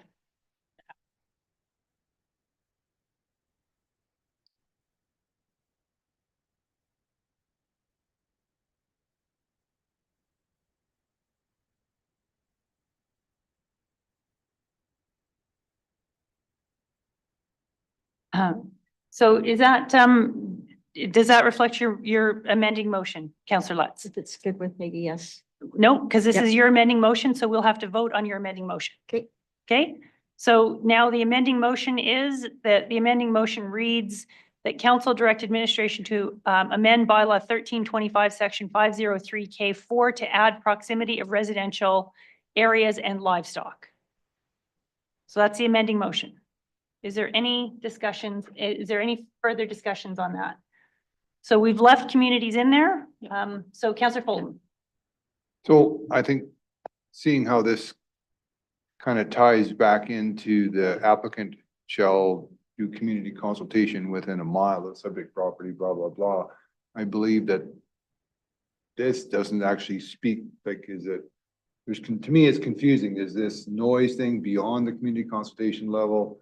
Is it, like, I think it's getting a little fuzzy. I think we need to tie this back to within the community consultation. Because if you're doing community consultation within a mile, people are gonna wanna know what you're gonna do about noise within that, right? You see, like, that needs to be tied together with that. And then obviously the impact is to landowners, communities, livestock, whatever, right? That's all part of it, but I believe it needs to be tied back into with J, I guess. Because it talks about the requirement to do community consultation, so the noise management plan should be tied to that is what I think. And so maybe that's a good question for administration. For the noise plan, is that when we just had originally surrounding communities, is that in your interpretation just within the mile, or is that extend? I'm just, how would you interpret this the way it's currently written, Jeff? My interpretation would be that you have the community consultations required within 1 mile. That distance can be changed depending on the scope and style of the event. If the 1 mile was required, then the next decision would be, is a noise control plan required? Yes or no? And that would be determined by the wording in the bylaw, which indicates, is there an impact to surrounding communities in the event? If the event is outside or in close proximity to residential areas, and with the addition of livestock into that consideration. So if livestock or residential impacts weren't identified within that 1 mile circulation, then no noise control plan would be required. If there are impacts identified, then yes, a noise control plan would be required as part of the application. That's Okay. how I would interpret it. Okay. Counselor Lutz. Yeah, I'm thinking about land re-rent and stuff like that too, and I don't know if, I like including livestock just so people are thinking of it, because sometimes, people don't always remember that, oh yeah, let's just have cows there, and they're doing fireworks, so I like mentioning livestock just as a reminder that it's important. Counselor Johnson. Yeah, I agree. So I think we're making this too complicated. I think communities is a catch-all, and I would leave it to the farmers to say, I have livestock.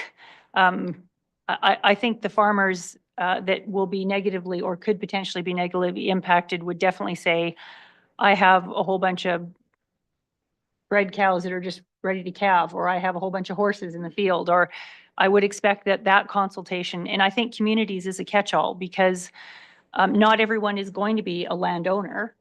We have communities, we have people who rent, we have campgrounds, we have all sorts of other things. And my concern is when we try to get too prescriptive, we leave things out. So communities to me is extremely broad.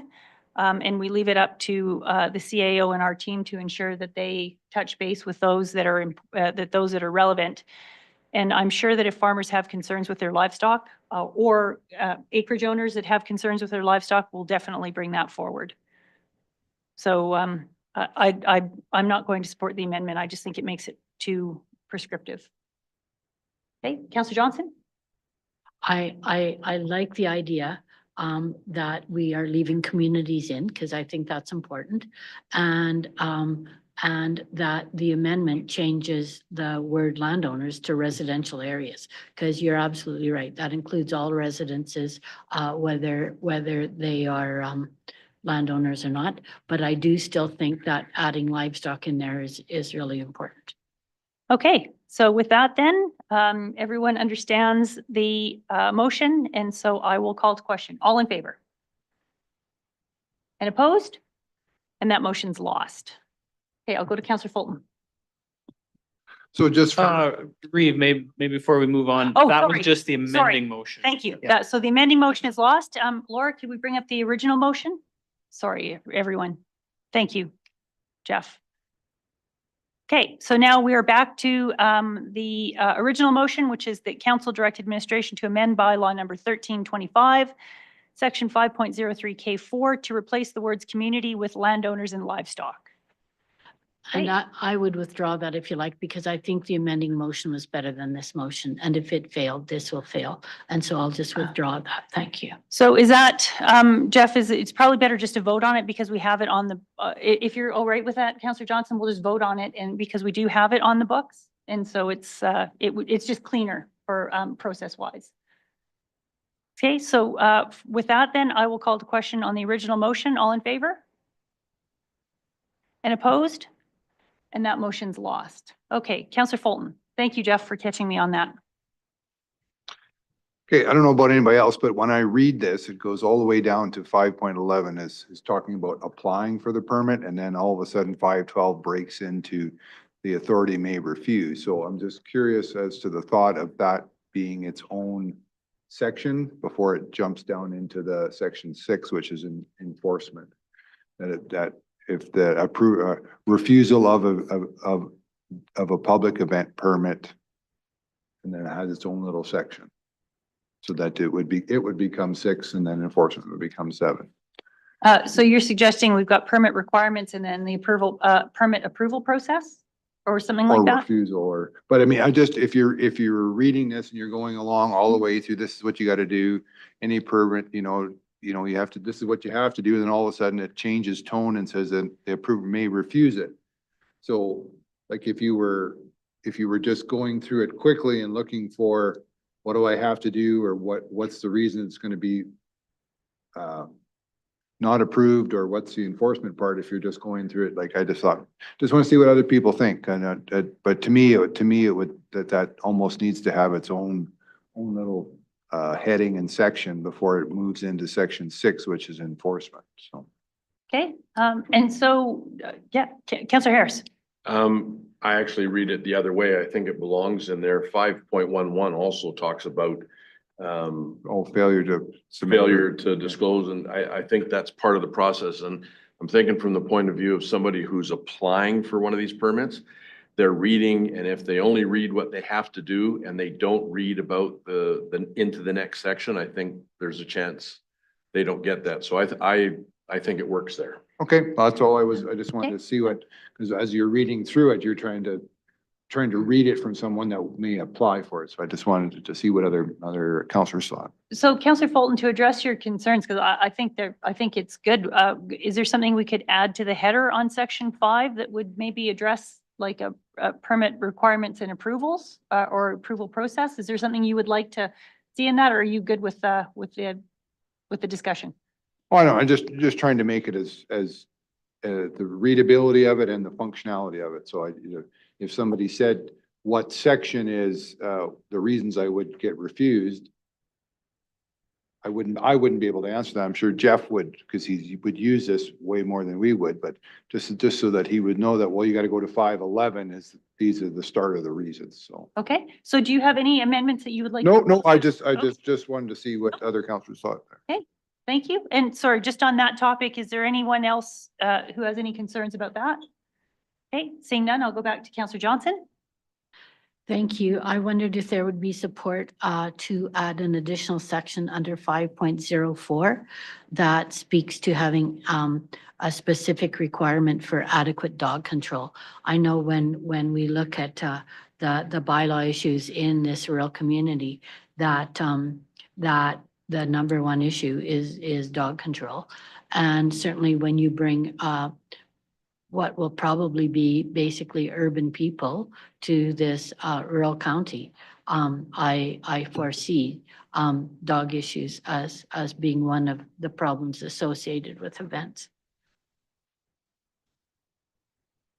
Okay, so Councillor Johnson, would you like to propose an amendment, or do you want to just get a straw poll for council first to see what? Perhaps a straw poll would be Just- most okay. appropriate. Just looking if there's any concerns on dog control and whether or not that should be added to the bylaw. Councillor Fulton. I guess without the dog bylaw or the animal control bylaw in front of us, we'd have to know what you would say and how you would say it in this. Like, would it reference the dog control bylaw, or would it say something different that isn't in the bylaw? Like that would be my question. So there is an opportunity here, just, and Councillor Harris will get to, there is an opportunity, again, we don't have to be too prescriptive on the bylaw, because again, we're just at first reading, so we'll give administration time. So a motion could be something as simple as requesting administration address dogs within the bylaw, and that would probably be enough direction for administration to go back and either see if they wanted to reference directly the dog control bylaw in here, or so we can keep it quite broad. I think, Jeff, is that something like that? Would that be appropriate if council chose to? Yeah, that would be sufficient, and then that gives us an opportunity to do a little more research on the subject. I do note that 5.10 does make reference to all other municipal, provincial, and federal legislation, and we do have an independent dog control bylaw. So, you know, for simplicity to the public, I would not recommend we duplicate regulation in multiple different bylaws. But again, that's at council's discretion to have the wording that council deems appropriate for this bylaw. Okay, Councillor Harris, did you have, sorry. Yeah, no worries. I was, on that issue, I was gonna agree, because when you get duplicity like that, then it's confusing. Are we done with that topic? No, so I'm just going to look, I'm just going to ask if there is anyone who would like to put forward a motion, because again, it is a bylaw, and the only way we can change the bylaw at this point is by motion. So seeing none, Councillor Harris. So just a couple of questions, Jess. In the, just get the actual section here. Talking about access and egress, and I'm thinking to an almost music concert rave that was going to be held a few years back. And when access was restricted by the county, they just simply opened up a fence and drove through an adjoining landowner's field. Are you comfortable that the provisions that you've got here give you adequate means to enforce? Like say if there's a provision in their permit that says no other access other than, is what you've got there adequate? So through the chair, I think this really helps administration. Hopefully we don't get a scenario like that again. But that really does help administration also craft the conditions to the type of event that's coming forward. So this gives us tools to ask for the info, craft the condition, and make sure that we have an enforceability to the permit. So I think this is sufficient to help us with that. Good, thank you. Okay, is there any other questions on section 5? Counselor Johnson? Just one last question. On B, it talks about adequate security or adequate, an adequate security for compliance. And I just wondered, traditionally, what kind of securities have we requested? Sorry, could you just say what section that's under, Counselor Johnson? You said, Page 381, B as in boy, that the applicant provide the county with an irrevocable letter of credit or a cash deposit. so 5.06B. Yes, thank you. So what kind of security are we asking people for? How much money? So historically, that has only been drawn upon large scale events. And I can think of one, we had the circus that came many years ago to the adjacent to the town of Olds, the Olds College lands there. So that would be the type of scenario that would be called upon to ensure that the site was reclaimed, put back to the original intended use.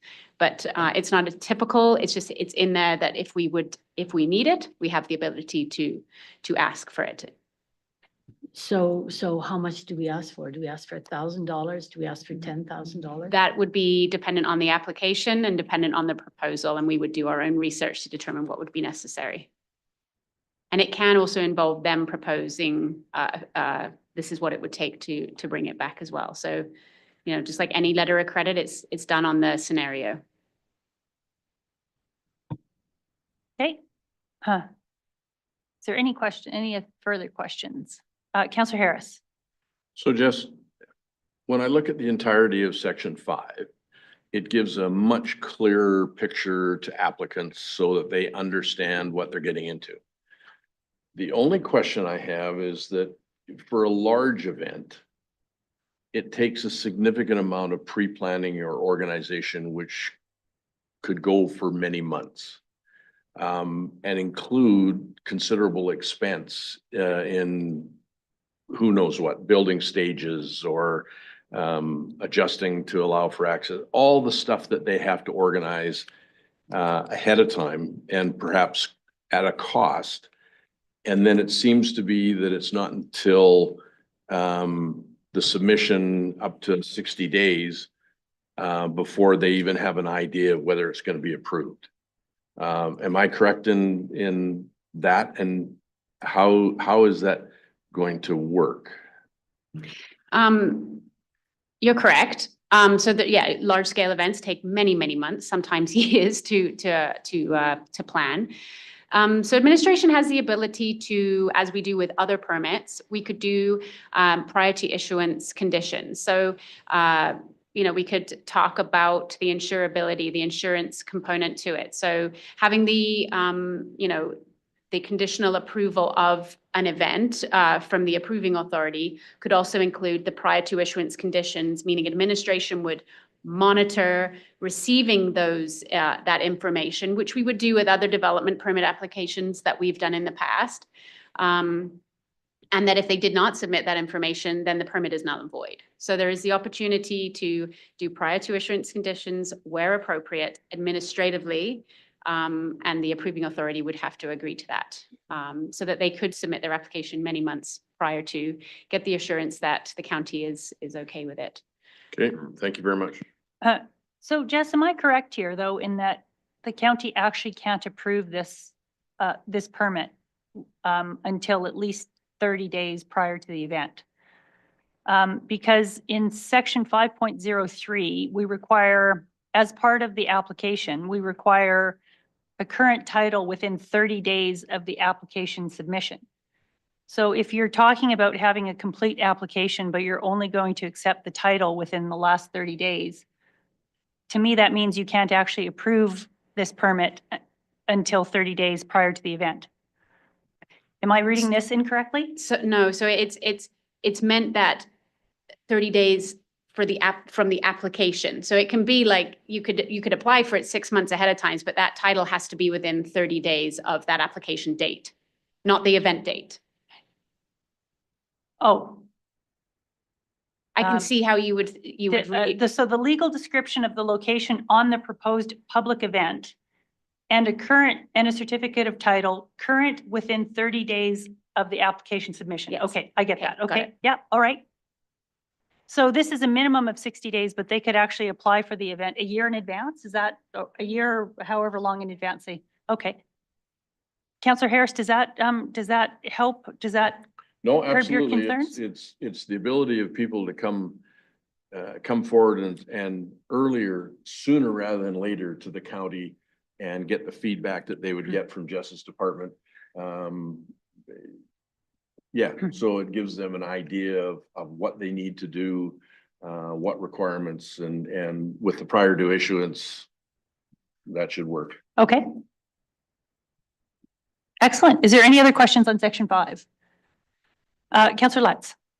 Just a question for planning. So if we do work with the planner organizer a year in advance, and let's just say, you know, they've sold tickets, but a month before, 60 days before, we realize that the noise isn't going to be mitigated or something. Or if they sell tickets, are we at legal risk?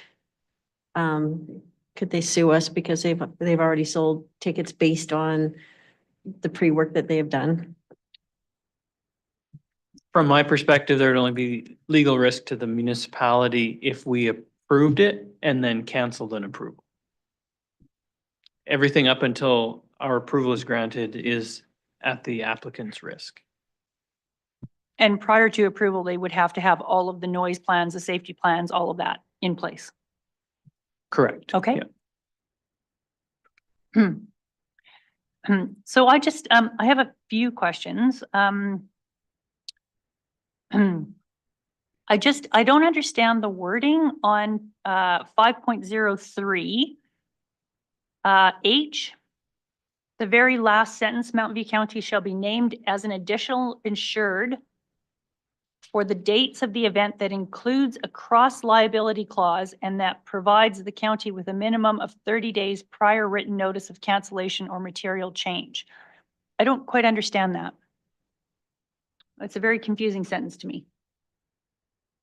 So when we went through the review of the specifically the insurability side, because it has come up many times in the past, this was a common statement in insurance insurance documents, as well as other bylaws that we looked at. And it essentially provides that safety net of they can't change the insurance, the insurability, the insurance plan within 30 days, and they have to, because otherwise it would affect the event. It would affect Mountain View County and their approval. So it's a safety net to say that a minimum of 30 days, they cannot be changing any insurability, things that they've, coverage that they've signed. Thank you. But as part of the application, do they not have to have the proof of insurance as part of their application? So what is the significance of the 30 days? They shouldn't really be able to change their application at all, should they? So one of the questions that came up about insurance specifically was, the question came up, is there a certain amount of time frame that people can actually gain insurance for their event? There was no uniform answer across the board. We did consult with multiple private insurance agencies. And so Administratively, this is something we've talked about doing a prior to issuance condition. So say they get their permit 6 months, 8 months ahead of time, this would be a prior to issuance if they could only gain insurance 60 days prior. So this is the one that we need to have, but it's also something that administration can work with to do a prior to issuance condition, saying that they've got everything else met, but that needs to be submitted later on. There's kind of a lot behind that insurance piece within here. I guess I just don't understand the phrasing of it. Yeah. That provides the county with a minimum of 30 days prior written notice of cancellation or material change. If we've already told them that they have to have a $2 million liability, I don't, I'm still not getting it. So Reeve, if council likes, we could certainly run this clause by our insurers. I think that's where the wording initially came Okay. from, to make sure that our insurers are comfortable with the wording. The general intent is that the organizer of the event will name the county to be covered under their insurance policy. Yeah. And they have to provide us with 30 days of notice of any changes to that policy if they make any tweaks or adjustments. Okay. Okay. All right. And my only other one that, the welfare plan, the attendee welfare plan, I don't know how you come across, I don't know how you do this any differently, but it sure reads negative. Is it really necessary that we talk about things like sexual assault and such in our bylaw? It comes across negative. I'm sure there's a reason, but I don't know. When we consulted other municipalities, this is not this is This is consistent with them. Okay. Okay. Is there anything else on section 5? Okay, and so I just, I should have highlighted this to council before, you probably are all aware, but because we have given first reading to this bylaw, all of the change, we have essentially accepted all of the changes that administration have proposed. So when this bylaw comes back, you will not see any of the changes that are on here right now. You'll only see the amendments that council has made. So just, so if there's anything that administration has suggested that you don't agree with or you don't like, then we need to make those amendments as well. So after approving first reading, everything that is a track change now is actually the document we will see at second reading with any of the proposed amendments that council's made in addition, just for clarity on that. Okay, Jess, do you want to take us through section 6? Yes, so section 6, 382 of your agenda. There's really, these are all grammatical changes. There's nothing that's really of any significant change within the enforcement / offenses section. And then actually the same can be said for section 7. Okay, so does council have any discussion on section 6? Councilor Harris. Question, just, I don't see any provision in here. I'm anticipating, say, a 2-day, 3-day permit. And on the first day, there's a significant violation of the permit. I don't, Kelly can charge them, but I don't see any provision for them to cancel the permit. So through the chair, that is in the permit itself. So the bylaw, it says that, where does it say 6.03, when an enforcement officer has reasonable or probable grounds to believe that the person has violated any provision of this bylaw, so they may proceed to do a court request, court order. We also have the ticket provision included in A of this bylaw. But essentially the permit does say as part of its standard requirement in there that if you are not adhering to the permit, then we have the grounds to go in and stop the event. So I'm just wondering, given that what we've added, Yeah. because it was in the application before, but it wasn't actually in the bylaw, is this something that we should perhaps have in the bylaw to give the officer the authority rather than just what's written on the permit?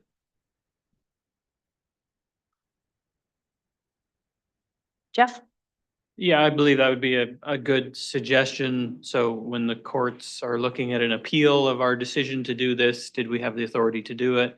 They will look at the bylaw to determine whether we have the authority to Yeah. shut it down midway through their event. So that would be an appropriate addition from my perspective.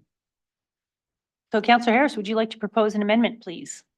I would move that administration add provisions for canceling an event permit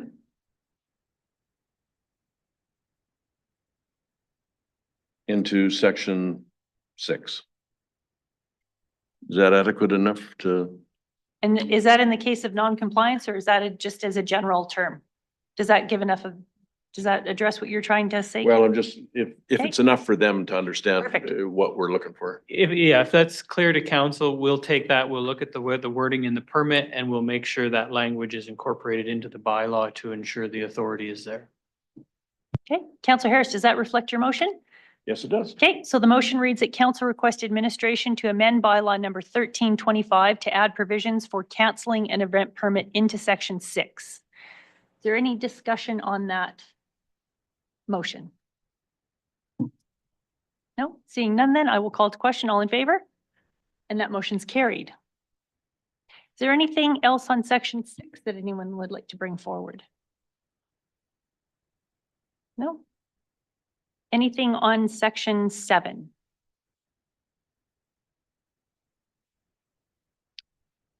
No. Okay, so Jeff, I think we'll leave it at that, and then we'll wait for this to come back at second reading. So again, second reading will come back as the proposed amendments from administration will be incorporated, and the only amendments that we will see at that time is the motions that council's put forward to further amend the bylaw. And then again, at second reading, if you read through and see something you don't like, we still have loads of opportunities to make additional changes. Okay. So with that, I think what we'll do is we'll just take a short break. I think we already have our Crown prosecutors here for our delegation at 11:30. If we just take maybe a 3-minute break and then we'll come back, or if anyone needs to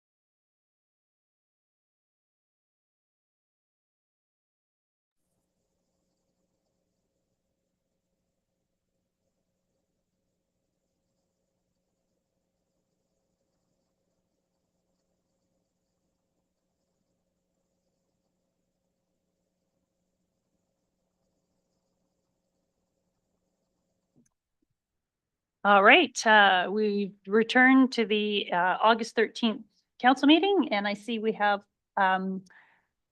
Courtney Harding on. Welcome. Thank you for joining us. And we will that you may have at the end of this, which is wonderful. So first of all, before we start, maybe what I'll do is I'll just go around the room so I'd introduce everyone so you know who you're addressing. Starting with Margaretta, please. Margaretta Bloom, Director for Planning and Development Services. Hello, Jeff Holmes, Chief Administrative Officer. Hey, it's Greg Harris, Division 2 Counselor, which is the southwest area of the county, Cremona Water Valley.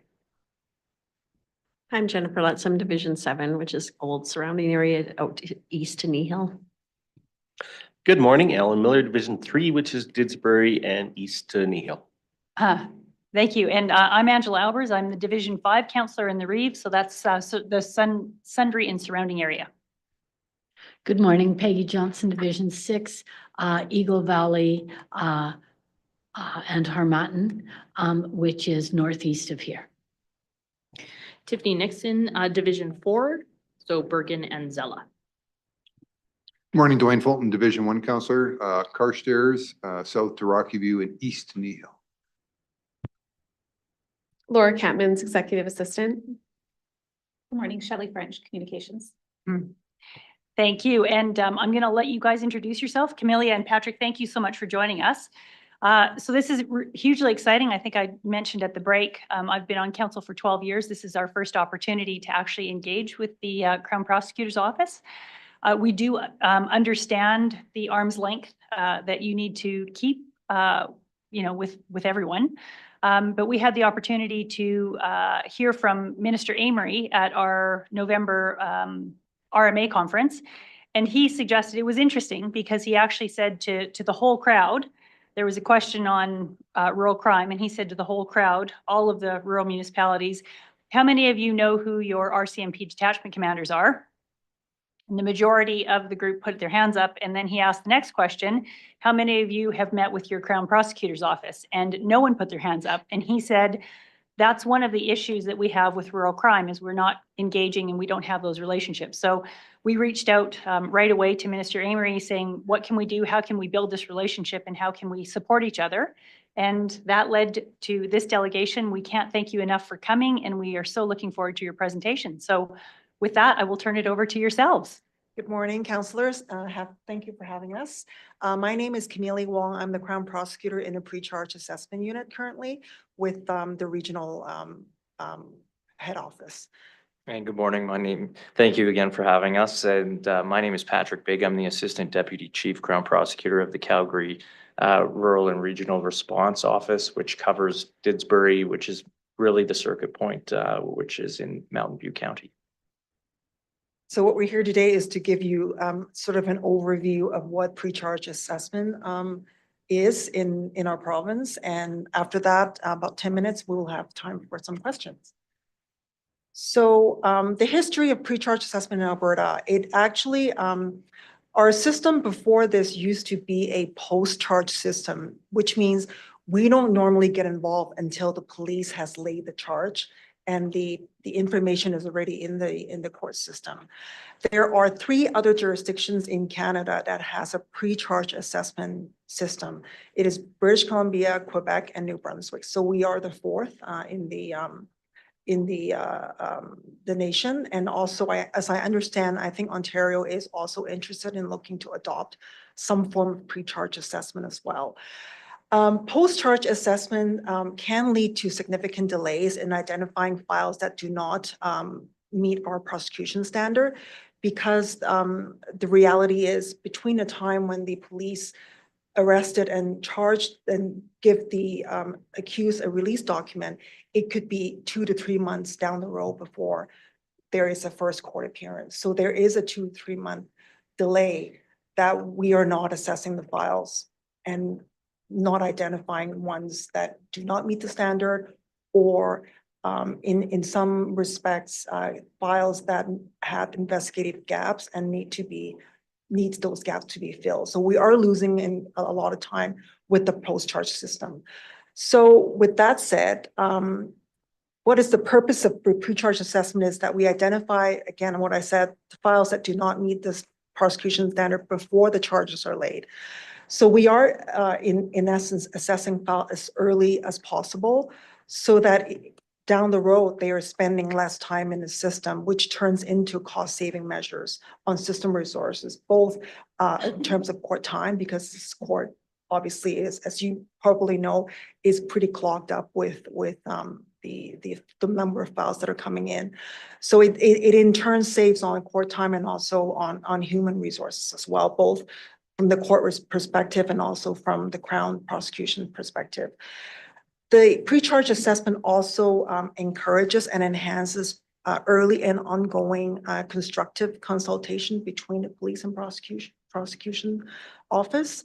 So in the early on, it's basically as soon as the file is presented to us, we sort of having these dialogue with the police members in terms of what we can do to strengthen the file, basically.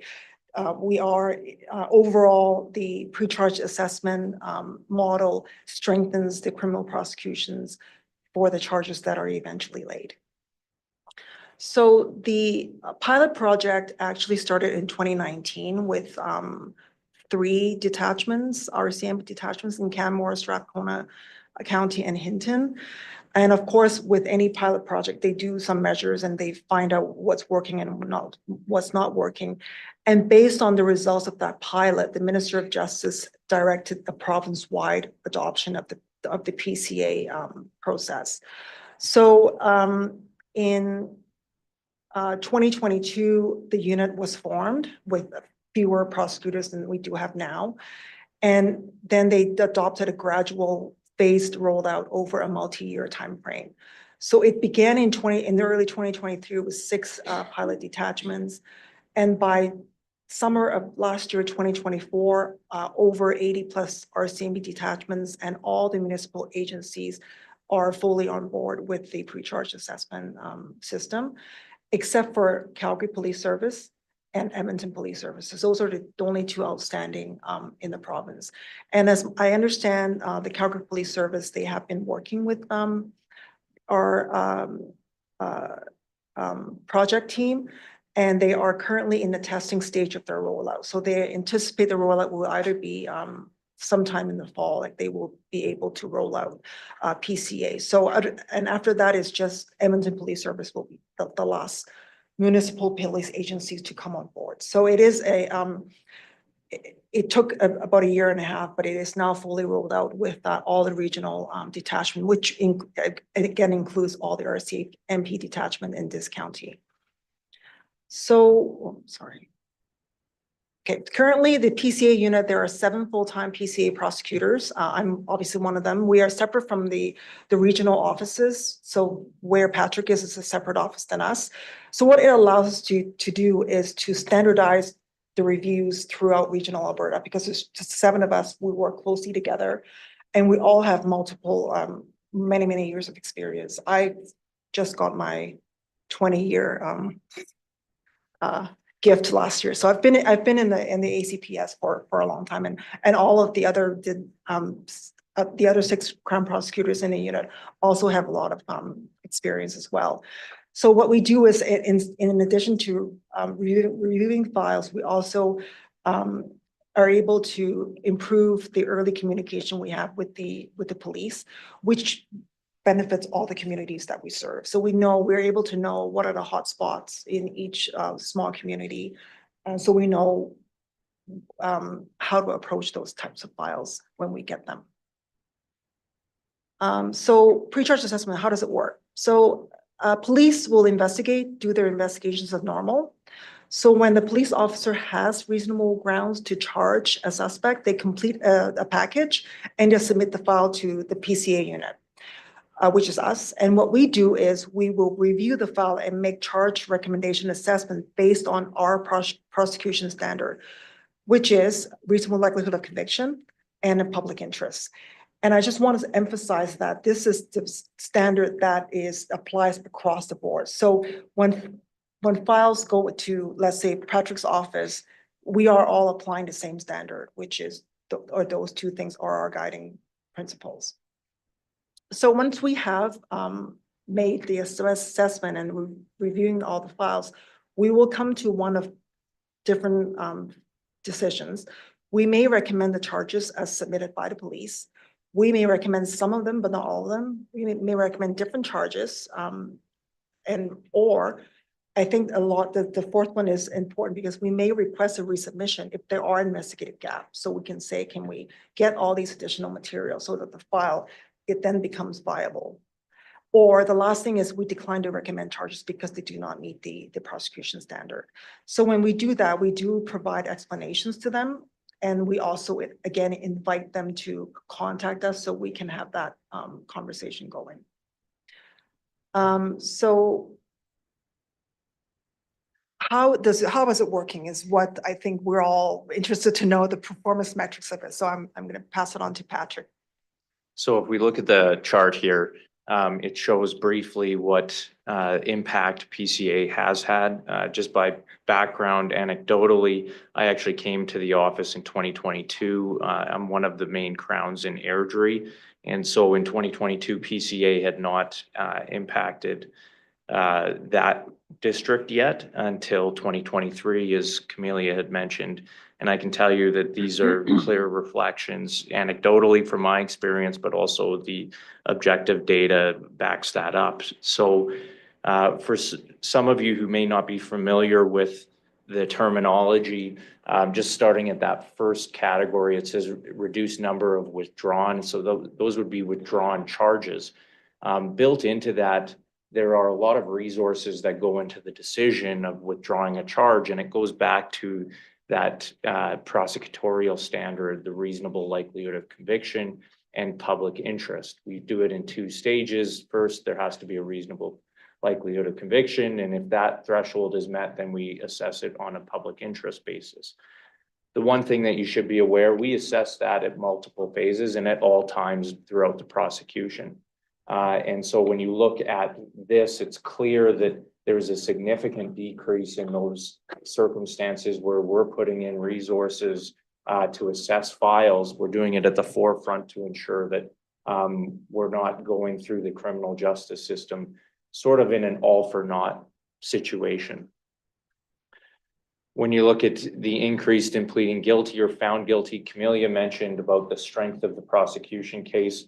One of the main parts of PCA is liaising with the RCMP to ensure that their investigation is as complete as possible. And sometimes they get information that they may not be aware of or advice from a legal standpoint that can impact the viability of that investigation. And so clear here that there's the strength of the case that our office then receives from the police is increased. The reduction in the number of appearances, now that includes things, we have essentially two phases when a charge gets laid. It goes to what's a docket appearance, and this is essentially where a judge and the lawyers come together to ensure that all of the documentation and files either meet the prosecutorial standard, or we can discuss resolution, or that all of the investigative file is provided and we're ready to go to trial. As you can tell, that also increases the number of resources that we have to put through if things aren't put together by the time they come from the police. What the PCA unit as well as the police now are able to do is to ensure that it's a much more streamlined process. So rather than the Crown prosecutor that's handling the file, they don't have to then go to the police and say, we need this or that. Have you considered this? Or we're missing that. All of those things are already taken care of. And it allows us as the prosecuting Crown to ensure that we're focusing on what's really important, and that's the viability of the file and whether or not we can proceed through with the prosecution, either through resolution or trial. Reduce lead times, similarly, we're talking about a significant issue of delay. Typically, we will see it. You may have heard of this in whether it's Jordan deadlines or things like that. Those 5.2 weeks is important. It's important for our lead times. You may or may not be aware, but trial time is also very important, but also investigative time as well. So when we cut down on all of those things, there's a lessening of a risk of no longer being able to proceed simply due to time. Then finally, reduced number of files disposed of that were set for trial. Again, this comes back to the strength of the case and the completeness of the investigation, as well as our ability to focus on what's really important, and for us to carry out our job. So the next slide is question, but I'm gonna put this back to this slide in case the questions are about this numbers on the slide. Awesome, thank you. And I just want to introduce Staff Sergeant Brown, Didsbury Detachment Commander, leaving us shortly so we won't say greener pastures, but and then we have Sergeant Harding on the line and Detachment Commander for Sundre. So we're thrilled that you could both join us, and I'll ask for council questions first, but if there's anything that you have that you would like to add, please feel free to add in the discussion as well. Thank you for a great presentation. I'm going to open the floor to our elected officials now to ask any questions that they may have. Councillor Johnson. Thank you for your presentation. One of the things that you consider is public interest. Yes. And I wondered how do you measure public interest? And can you explain that a little bit, please?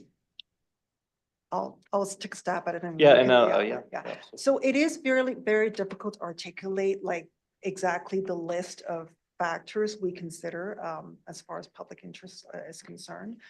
We do have a protocol for that, and there's just many things. So things like what was the nature of the crime, the prevalence of that crime in the community, if there, how serious it is, the circumstances of the accused, how vulnerable the victim is.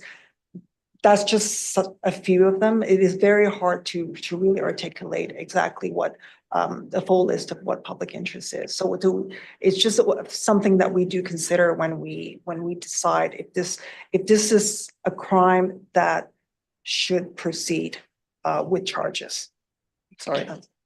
Yeah, and it's somewhat of a fluid concept. The justice system is flexible in allowing for issues of the day to be prosecuted. We talk about prevalence of the crime, in particular rural crime.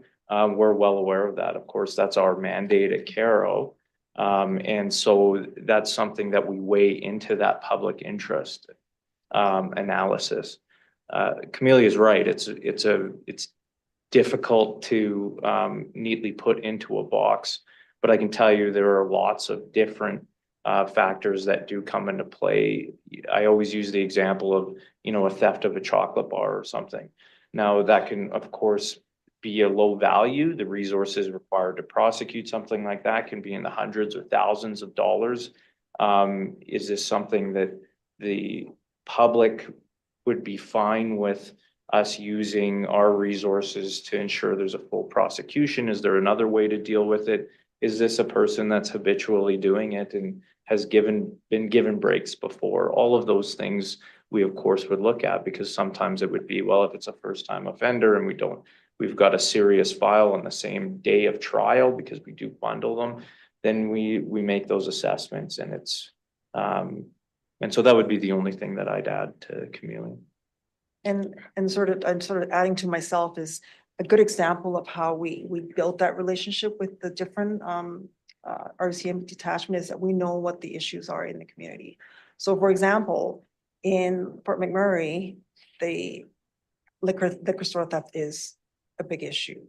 It's petty when you look at the value of the item taken. So on a scale, it may not look like it is of high public interest to prosecute them, but it is a significant concern in the community because it's so prevalent, and they're actually they're having a hard time finding people or hiring people to work there because they keep getting targeted. So in that sense, it is, for that community, there is a higher public interest to prosecute those charges. Whereas if you have the same offense, let's say in Calgary or Edmonton, a bigger city, that scale goes down. So, yeah. Thank you. Councillor Harris. So I'm wondering what's the, I know they'll vary, but what's the general delay between the time you receive a suggested charge and written report from the police and that you're able to get back to them? Oh, and For PCA? for PCA, we generally, we accept the files whenever they're ready. We ask them to do it as soon as they can, obviously, because in case there's something that we need to work on. And our commitment to the police is we get the assessment out within 48 hours. Okay, thanks. Councillor Fulton. Yes, thank you for coming in today. So I'm curious, like, is there a low end, like, do you start at motor vehicle tickets and stuff like that and go all the way up to more severe crimes? Or is there kind of a limit where you stop and somebody else takes it? Or is there a low level things that don't come to you and high level things that go by you and go on to a different level? So there are, like, you're correct, there are some offenses that are out of PCA scope. So traffic tickets, we don't handle, like, that's just based with the RCMP, the police deals with that. Basically, most provincial offenses, they don't come through PCA. But as far as criminal code offenses go, there's no too low level for us. So once it gets to serious offenses, like there is a death, so anytime there's a driving fatality or anything that has involving a homicide, it doesn't go through us. It actually goes straight into the local Crown office. So they contact someone in the local Crown office and they get consultation that way. So there's always someone within the Alberta Crown Prosecution Service that they can contact. PCA is we cover a lot of it, but there are some, like with the very serious ones, and obviously the provincial offenses do not come through us. Are there any other questions from council? Councillor Lutz. I have a feeling that some people will come back to this meeting and watch it, some of my ratepayers. So I'm asking a kind of a tough question. So Olds just reported 20% reduction in crime. My neighbors are saying it's because one individual moved away. So repeat offenders and catch and release, it's something I hear a lot of. So somebody who works in the system, do you have an opinion on that? Or is it glorified in the media, or does it frustrate you also, or? We are not, I mean, it's really hard to comment without knowing the specific individual that we're talking about. We are not part of the bail office. So we don't deal with decisions on whether or not to release someone or seek their detention. That's not part of PCA. Like we don't deal with that decision-making process. So the bail office is so it's a totally separate entity within the Alberta Crown Prosecution Service. But as far as the PCA is concerned, we do know these things. So because when we get files that come in through us, when we have those early ongoing dialogue with the RCMP, we do know who some of these individuals are because we recognize their names. So in that sense, we are able to, because we have that relationship and have that familiarity, we are able to assess them with those concerns in mind as well. Maybe just a follow-up to that. Is the justice system harder on repeat offenders than you talked about, reoccurring offenses and such? Do they get treated harsher in the system? Yes, absolutely. Whenever an investigation comes to our office or PCA or even bail, we rely on a number of resources to make our decisions, including criminal records, outstanding charges where there's been no finding of guilt. All of those things are considered by us in making decisions. It is considered aggravating in a sentencing. So if we're talking about if there's jail's appropriate or probation or a fine, those types of things, we always look at whether or not there is repetitive behavior. Under our law, we assess the gravity of the offense as well as the moral culpability. And that culpability, of course, increases on repeat offenders in the majority of cases. Sometimes there's other issues at play, whether it's mental health or something else that is either organic or inorganic. All of these things, it's a very complex assessment. But coming back to really what you're getting at is, yes, repeat offenders. There are a number of principles under sentencing that we apply as a prosecution service to ensure that there is still a swift retributive act but it's reasoned and measured, and we use principles of restraint to allow for an appropriate sentence, but typically it's aggravating if they're repeating. Thank you. Councillor Miller, did you have a question? Just one. So you mentioned the PCA assessments and you have a 7-member team. How many files would you see in the course of a year? Just to give an idea a of year? staffing. Yeah. Oh, I can't.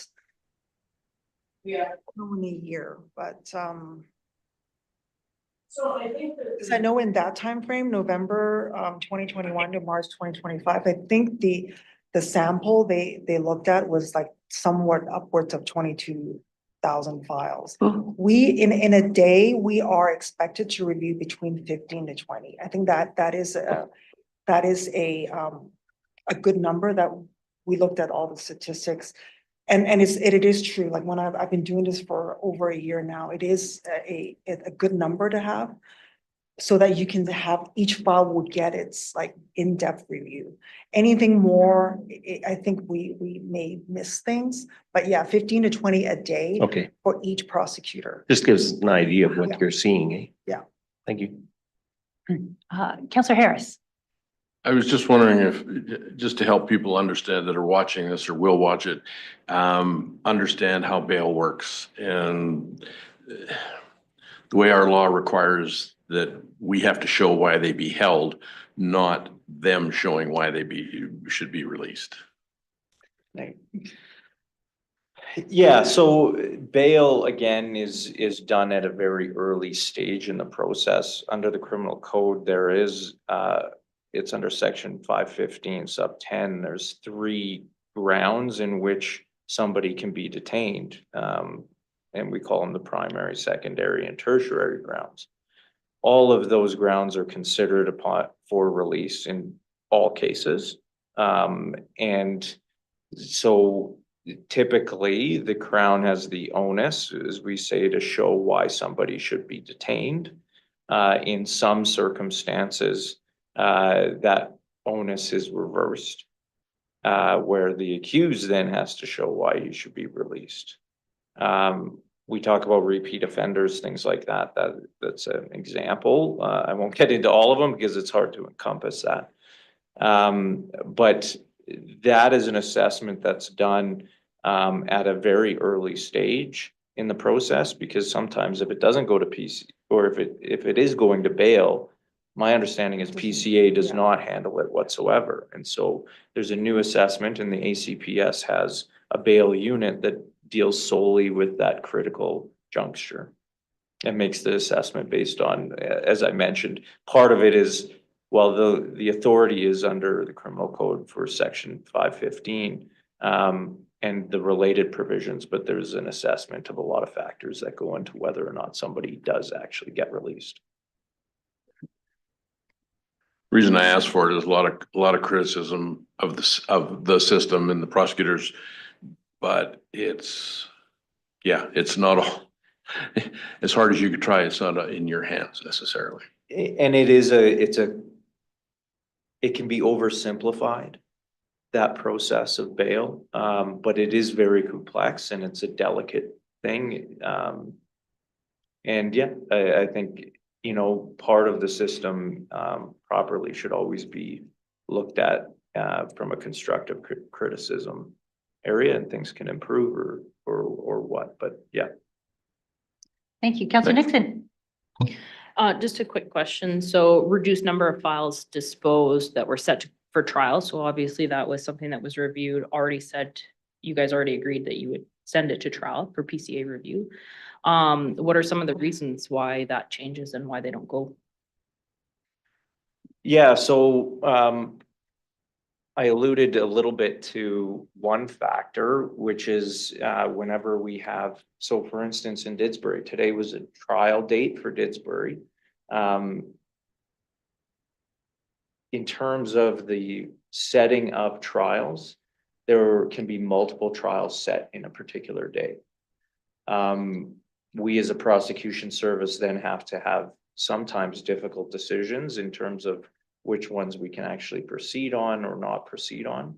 But there's a lot of other factors, whether or not witnesses show up, whether or not we would seek an adjournment in those cases to ensure we can still prove it.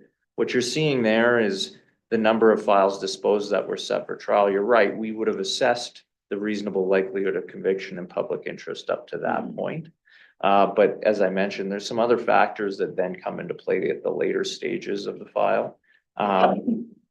And I think it also goes to the idea that we have multiple Crown prosecutors. As you know, discretion varies widely between people. And so it should. But when we have multiple eyes looking at it, I think whether we're looking at reasonable likelihood of conviction or public interest, there's a filtration system that happens where we are now seeing that maybe it's not as serious as we thought, or the evidence doesn't bore itself out for a prosecution in the way that it was initially looked at. Because as more information comes to light, those things, ultimately we have to make the decision of whether things can be withdrawn.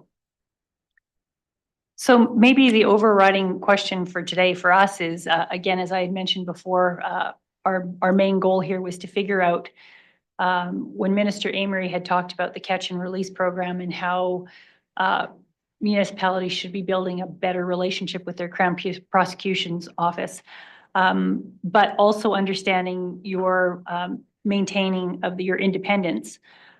How can the municipality work better with your office to try and minimize or support in the reduction of rural crime, specifically on the catch and release? Is there anything that our municipality can do better, do more of, or start doing to support the Crown Prosecutor's Office? Yeah, that's a tough one. Yeah, it's a big question. Well, when Yeah. they said form a better bond, we didn't understand it. So anything that you can provide direction on, we would love to pursue. Well, I think Minister Amory is right in the communication aspect. Continuing those lines of communication, whether it's directly with CARO or the RCMP, I think those are critical junctures. So we are more aware of the issues that are impacting the county or whomever. That's really what it does come down to. When it comes to criminal code provisions, of course, that's a federal issue. And so it can be more difficult to feel like you're making change. But of course, ultimately, if there's dissatisfaction, there needs to be some sort of communication at some level, whether it's the elected officials or throughout. So, I mean, it's tough to say, but those things certainly help us. The other aspect is supporting prosecutions. And what I mean by that is whether it's in investigations with the police, there's certainly individuals that don't feel that they can trust the police or things like that. I think that can become quite divisive and impact the ability for us to prosecute crimes. And so that would be the other area where, from the Crown's perspective and at CARO, I mean, the police have a very difficult job and they do a great job, but it's made more difficult by people that are uncooperative with the system. And quite frankly, it's every citizen's civic duty to be a part of the criminal justice system to make sure that we are in a community that is safe for everyone. And I echo that. The police investigation is likely the most important piece of the entire process, and it's time sensitive too. So if we can all better support that, then the outcome would be we have viable prosecutions and the communities end up being safer, which is what we all really want anyway. So I think that the important thing is to support the police. Thank you for that. Staff Sergeant Brown, do you have anything that you would like to add? Anything at all? Sorry, I'm putting you on the spot now. Oh, it's fine. I will echo, and I apologize for being late. I was tied up in another meeting, but Not at all. We're happy to have you. with regards to PCA, I think I've always been a supporter of pre-charge, back to its early piloting stages, like certain detachments in the province, and the benefits that it brings to not only enhancing the criminal investigations that we put forth to Crown, but it also addresses the timelines that we have to abide by that often are missed, simply due to resourcing issues most of the time. So as a contributing factor to improving the system, PCA has definitely been a benefit. I think with one of the councilor's questions with regards to repeat offenders, I have a differing opinion on that, but I think one component that I've seen over the last 4.5 years here is the attrition rate of the prosecutors that represent our particular area. So, and again, that's a resourcing issue that I think justice is addressing over time, but it's basically the same, if you don't have a concentrate, it's like having a commander who changes every year. There's absolutely no way that you can comprehend the specific issues that the community encounters if you're not present on a more continuous basis. And I think once we get, I think you said you've been in Carroll now for this area about a year, you said? Yeah, so I mean, again, if we increase that resolvency to have prosecutors dedicated to a particular geographical area, then they become more aware of the offenders that are coming and going from the area. I mean, specifically speaking of county, yes, we have a number of repeat offenders that constantly cause us issues. And yes, our numbers do drop when those offenders are incarcerated. The issue becomes how long they're incarcerated for. So that's just what I would add just on the conversation that we've had thus far. Thank you. And Sergeant Harding, do you have anything that you would like to add? Thank you for joining us today.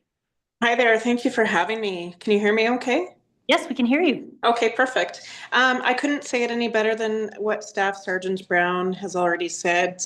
Certainly here at Sundre Detachment, pre-charge approval and that process has definitely been beneficial to us here, especially, with regards to having that early feedback from the Crown's office and, with regards to any possible investigational or supervisory gaps there. So certainly our quality of investigations have definitely improved. It's a very beneficial process.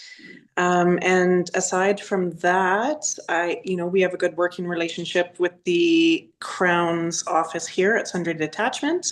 And certainly we continue to just focus on that rural crime reduction and our prolific offenders. So there's certain, when we bring these guys into custody, we certainly are looking at that public interest piece. And, we're doing what we can from this end of things with regards to working with our, RCMP crime reduction units and surrounding detachments as well to try and do what we can to get these guys into custody and bring them before the Crown for those, either the Justice of the Peace through a judicial interim release hearing or the pre-charge approval, depending, so on public interest. But yeah, no, things are good from this end here. Thank you very much. Thank you for your words. I can't believe that there is only 7. We're busy. We've been busy too, actually. Yeah. Well, and I think this is something that's very valuable for our elected officials to hear is reviewing 15 to 20 files a day per prosecutor that's a monumental task, because I can imagine some are fairly simple and some are fairly detailed. And I honestly can't believe that there's only 7. And so this is what we always put this out there. If there's ever an opportunity where our elected officials in Mountain View County can lobby the government for more resources or for anything that you think you may need, we are here to support you because we know that you support safety in our community. So it's a two-way street. We will continue to reach out and to try and communicate as best we can and support, as you have said.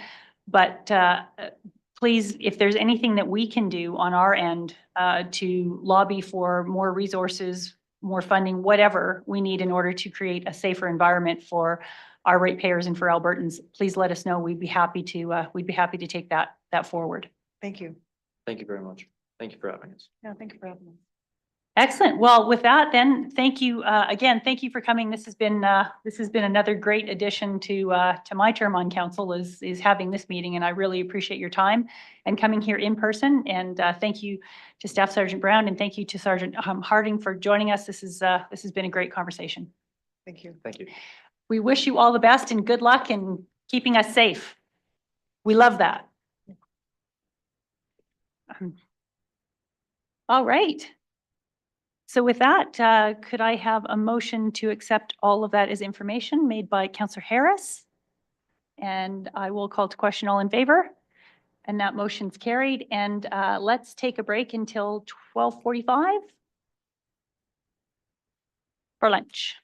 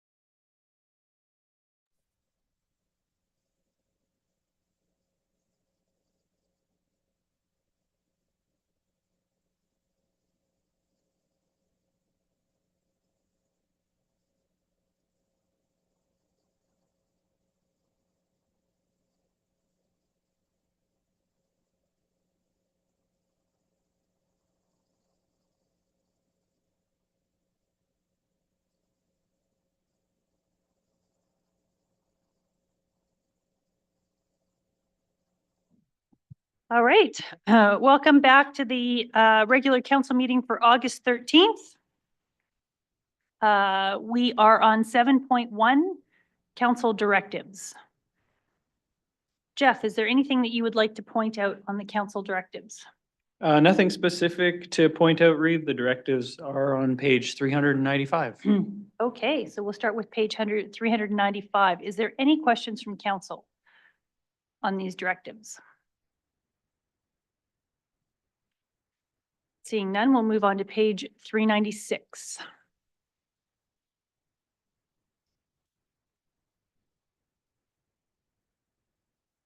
And then we're on to page 397, which is 2 that are completed.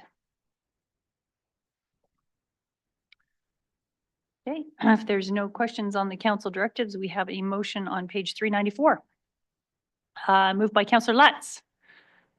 Any further discussion? I'll call to question. All in favor? And that motion's carried. Look at that. We didn't even have to defer this. 8.1, potential road within the Northeast 2729-5 west of the 5th. Jeff, please.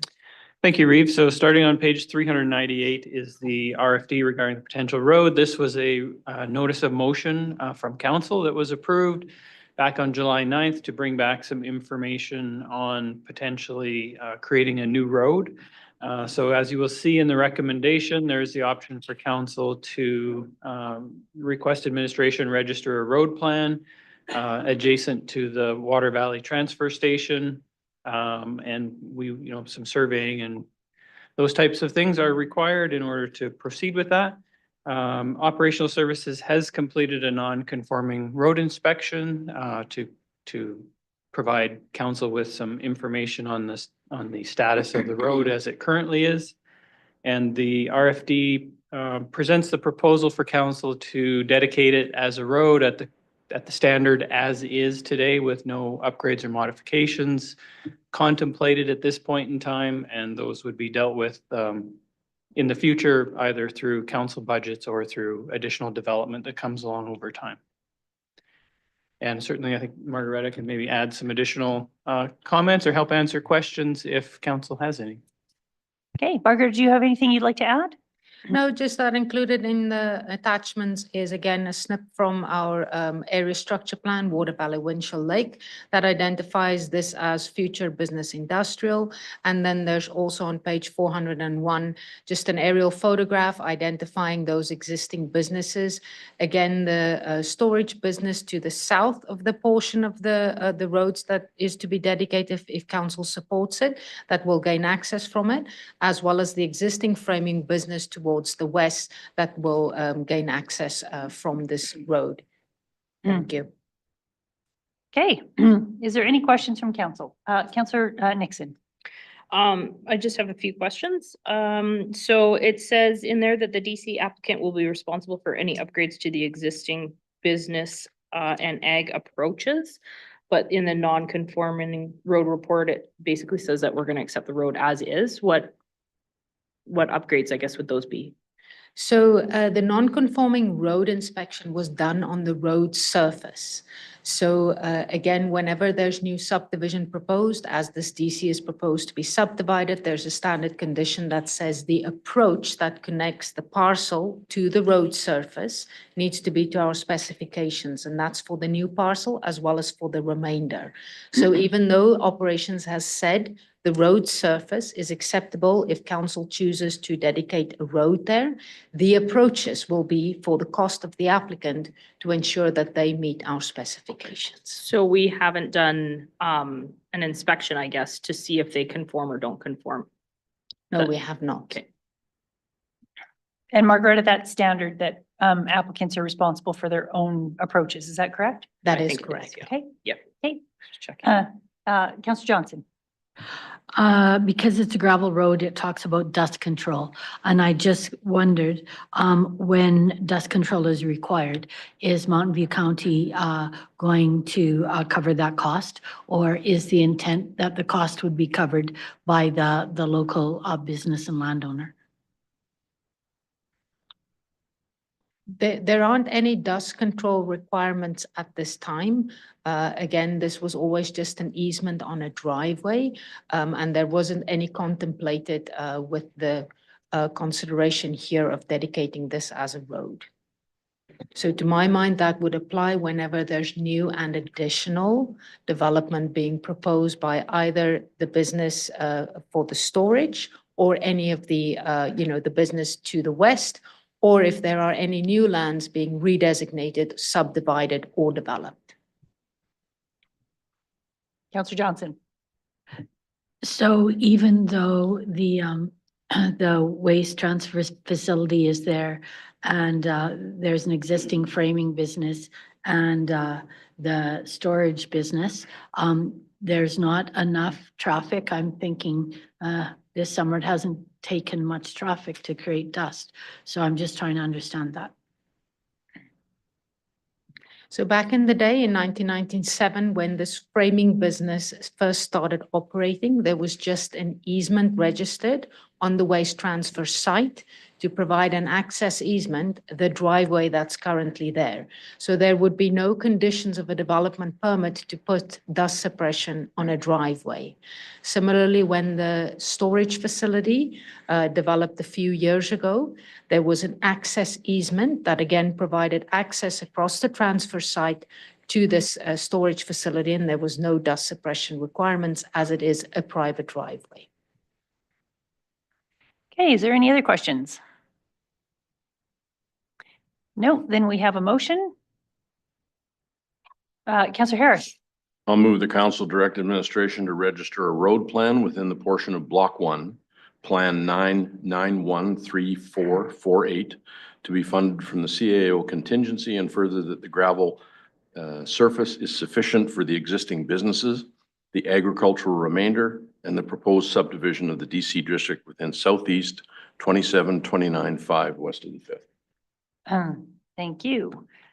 Jeff, just on this, because this is coming from the CAO contingency fund, there's no need to refer to the cost. Correct. It's contemplated that it will fall within budget that council has already approved, and it can be fit in within the CAO contingency. From a cost perspective, I believe the majority of the costs are estimated at 12,500, and that would fall well within the contingency that council has already approved. Okay, thank you. All right, any discussion on the motion? Councillor Nixon. I just wanted to add that I think this makes sense and it should have been done before, I think. It's my opinion. Okay, there's no further discussion. I will call the question. All in favor? And that motion's carried. 8.2, Operational Services Quarterly Report. Jeff, are you doing this or is Alvin? I will turn this over to Alvin, and Alvin can provide some overview and then help answer any questions, and I will assist where I can. Thank you, Alvin. The floor is yours. Areas. In the equipment purchases, we are well on track this year. Deliveries of equipment have improved significantly from the last couple of years where we were struggling getting stuff. We've received probably about 80% of what's been ordered for the 2025 year already, with 1 or 2 significant pieces still waiting.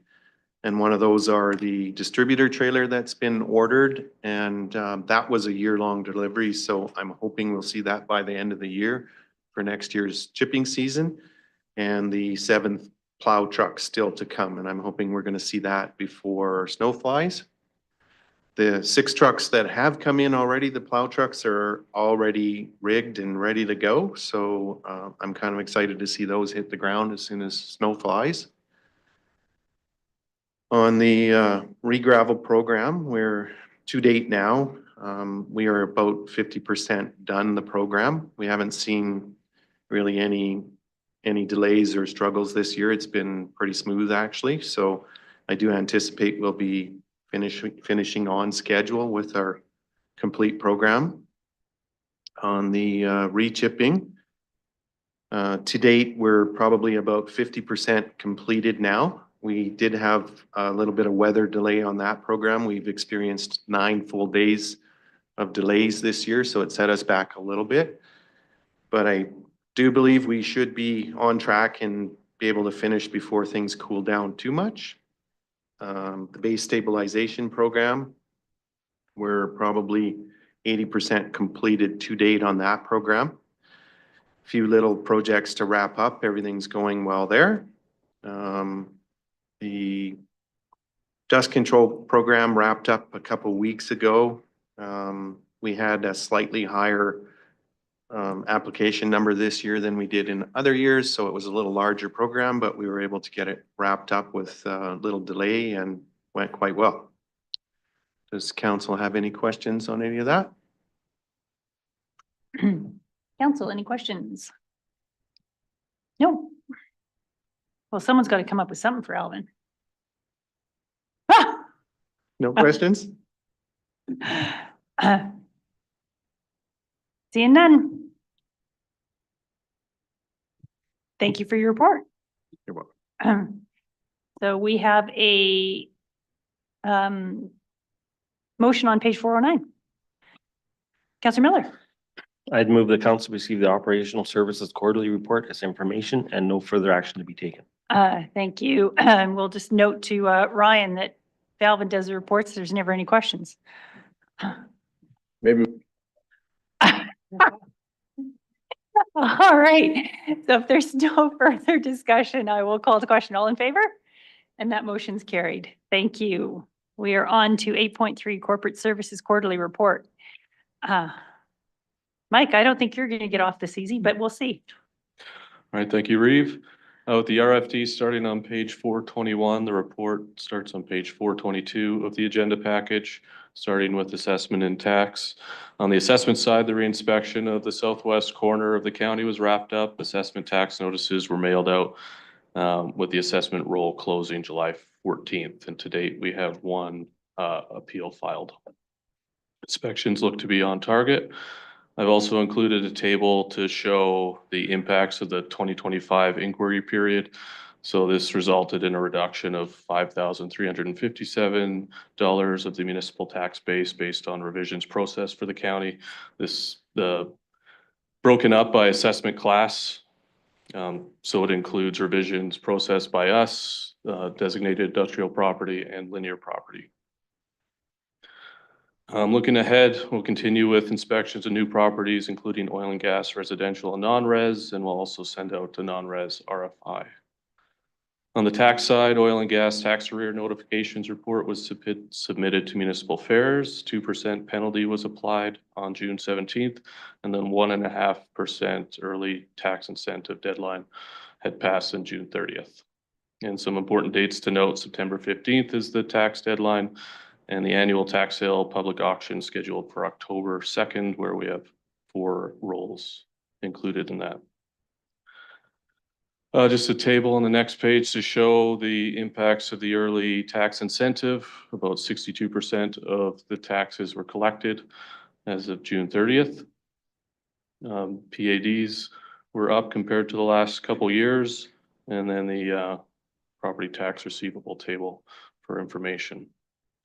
On the business services and IT side. Mike, sorry, just Yep. on that, is it possible to get information on what percentage of taxes we would have collected prior to the incentive program? It would just be interesting. I don't know if you can answer this right now, but I mean, we're up to 62% of taxes collected with the incentive program, and it seems to be gaining more and more traction every year, looking at kind of where we are. Do you have any idea what the percentage of taxes collected would have been prior to our incentive program? That tough question. I think just to help out Mike while he's thinking about it, I would think that would only include the monthly PAD amounts. Those would typically be the only tax rolls that would pay early, that we would collect early. There was no other incentive for any other outstanding amount to be paid in advance. So I guess where I'm going with this is we have this every year come back into our council agendas, and it basically what it's telling our ratepayers from the the council agenda is that we've lost essentially, or we've paid out $360,000 to $433,000 in tax incentives. But we're not very good at saying what the benefit of that tax incentive is. And I'm just wondering if it would be useful at all, if we could get an idea of, you know, what is we talk about this all the time at council, but maybe in one of the quarterly reports, we could get an overview of just how much that tax incentive actually, the value that Mountain View County gets out of it, and what percentage we used to collect prior to the incentive coming in. I don't, if it's not useful information, or if it's too difficult to get, then don't bother. But I think it's always a question that we do kind of get, or council asks every time about this time of year of what's the benefit. Yeah. Councillor Lutz. Just before you move on, I was just going to ask you, did you have any farmland that went over to recreational in classification this year? With that farmland change. Yeah, so that wasn't being used for agriculture and it was designated into recreation? Yeah, so it would have been land that would have been used or assessed as non-farmland, where information provided to move back into farmland was given, and that would have seen the increase in the farmland classification. Can I ask one more question? Yeah. Just on the appeals, like I think one is amazing, so good for you. How many files would you have sorted out before it actually went to the appeal process? I don't have that number offhand. That one appeal was one that was, I guess, more direct to appeal, whereas other ones there was many inquiries fielded throughout the 60-day inquiry period. I don't have that number tracked, but. And is there kind of a trend on, is it across the board you get appeals from all classes, or is there a class that is more apt to appeal? Like, Well, I guess I can't speak to the linear dip side, because those appeals go up to the province and they haven't provided that yet. Majority of our appeals would probably be of a residential case, just because that's the majority of the property class. But we have had some non-residential, but residential would be residential, maybe some farmland. Thank you. Councillor Johnson. Back to page 422, if we could. You said that there's 4 properties still on the tax sale list. What's your best guess for whether or not we'll actually have a tax sale? I know that in the years that I have been here, there hasn't been a tax sale. Is it likely that there will be this year? Yeah, there's a property that sounds like it might likely go to a tax sale, but it's hard to say till we get there, because it changes up until that date. Thank you. All right, carry on, Mike, please. Okay. Yeah, business services and IT. So they ran a security tabletop exercise, and they'll do a report that kind of highlights the areas of strength and opportunities to gain improvement on cybersecurity. GIS air photo project has progressed and now implemented. And mapping done to support summer programs. IT is also heavily involved in the ERP project. They have indicated a couple items that need additional work from the vendor, including the gravel module and service request module. And some progress has been made to optimize and improve speed to access files since moving to the cloud. On the finance side, overall in finance, things are looking on track as of June 30th. Some items show below target due to timing and billing cycles, including dust control and aggregate levy revenues, where return on investments look to be up over budget. On the expense side, community grants and transfers are tracking 25% over year-to-date budgets, again, due to timing of the grant payments, the urban partners. And looking ahead, working through the finance software replacement, and budget talks are open and underway internally, and presentations will begin September for council. We've included the grant status update chart as well. Scrolling down the consolidated statement of operations for the year end, June 30th. All the project reporting to follow that as of June 30th. And additionally, the 2025 CAO contingency funding as of June 30th, which is on page 428 of the agenda package. So that includes my corporate services quarterly reports. Happy to answer any questions I can. Counselor Nixon. On page 426, under other government transfers of capital, just give us a summary of what's still outstanding. It's quite a large number. So, oh, sorry. There's twofold here. So the amount that's outstanding, the revenue that we recognize is based on the activity we do. So because a lot of these grant dollars are tied to the summer programs, we don't start recognizing that revenue until the program starts. So these programs started about May, June. So you're seeing about 1 or 2 months of that work in there. The primary projects are going to be your annual road projects, and they're funded through the LGFF and CCBC. It is completely evading me right now with the acronym there, but it's the old MSI and federal gas tax. So we fully expect to see the majority of these dollars recognized, and the only time that you would see that not recognized is if there was no expense to offset it, and then those dollars would remain in deferred revenue. Any other questions? Counselor Lutz. I cheated and asked Jen before this because I thought it was a dumb question, but just on the revenue side, I asked her about the sale of goods and services because the numbers are quite a bit higher for the goods. So maybe she can give you guys the same answer she gave me.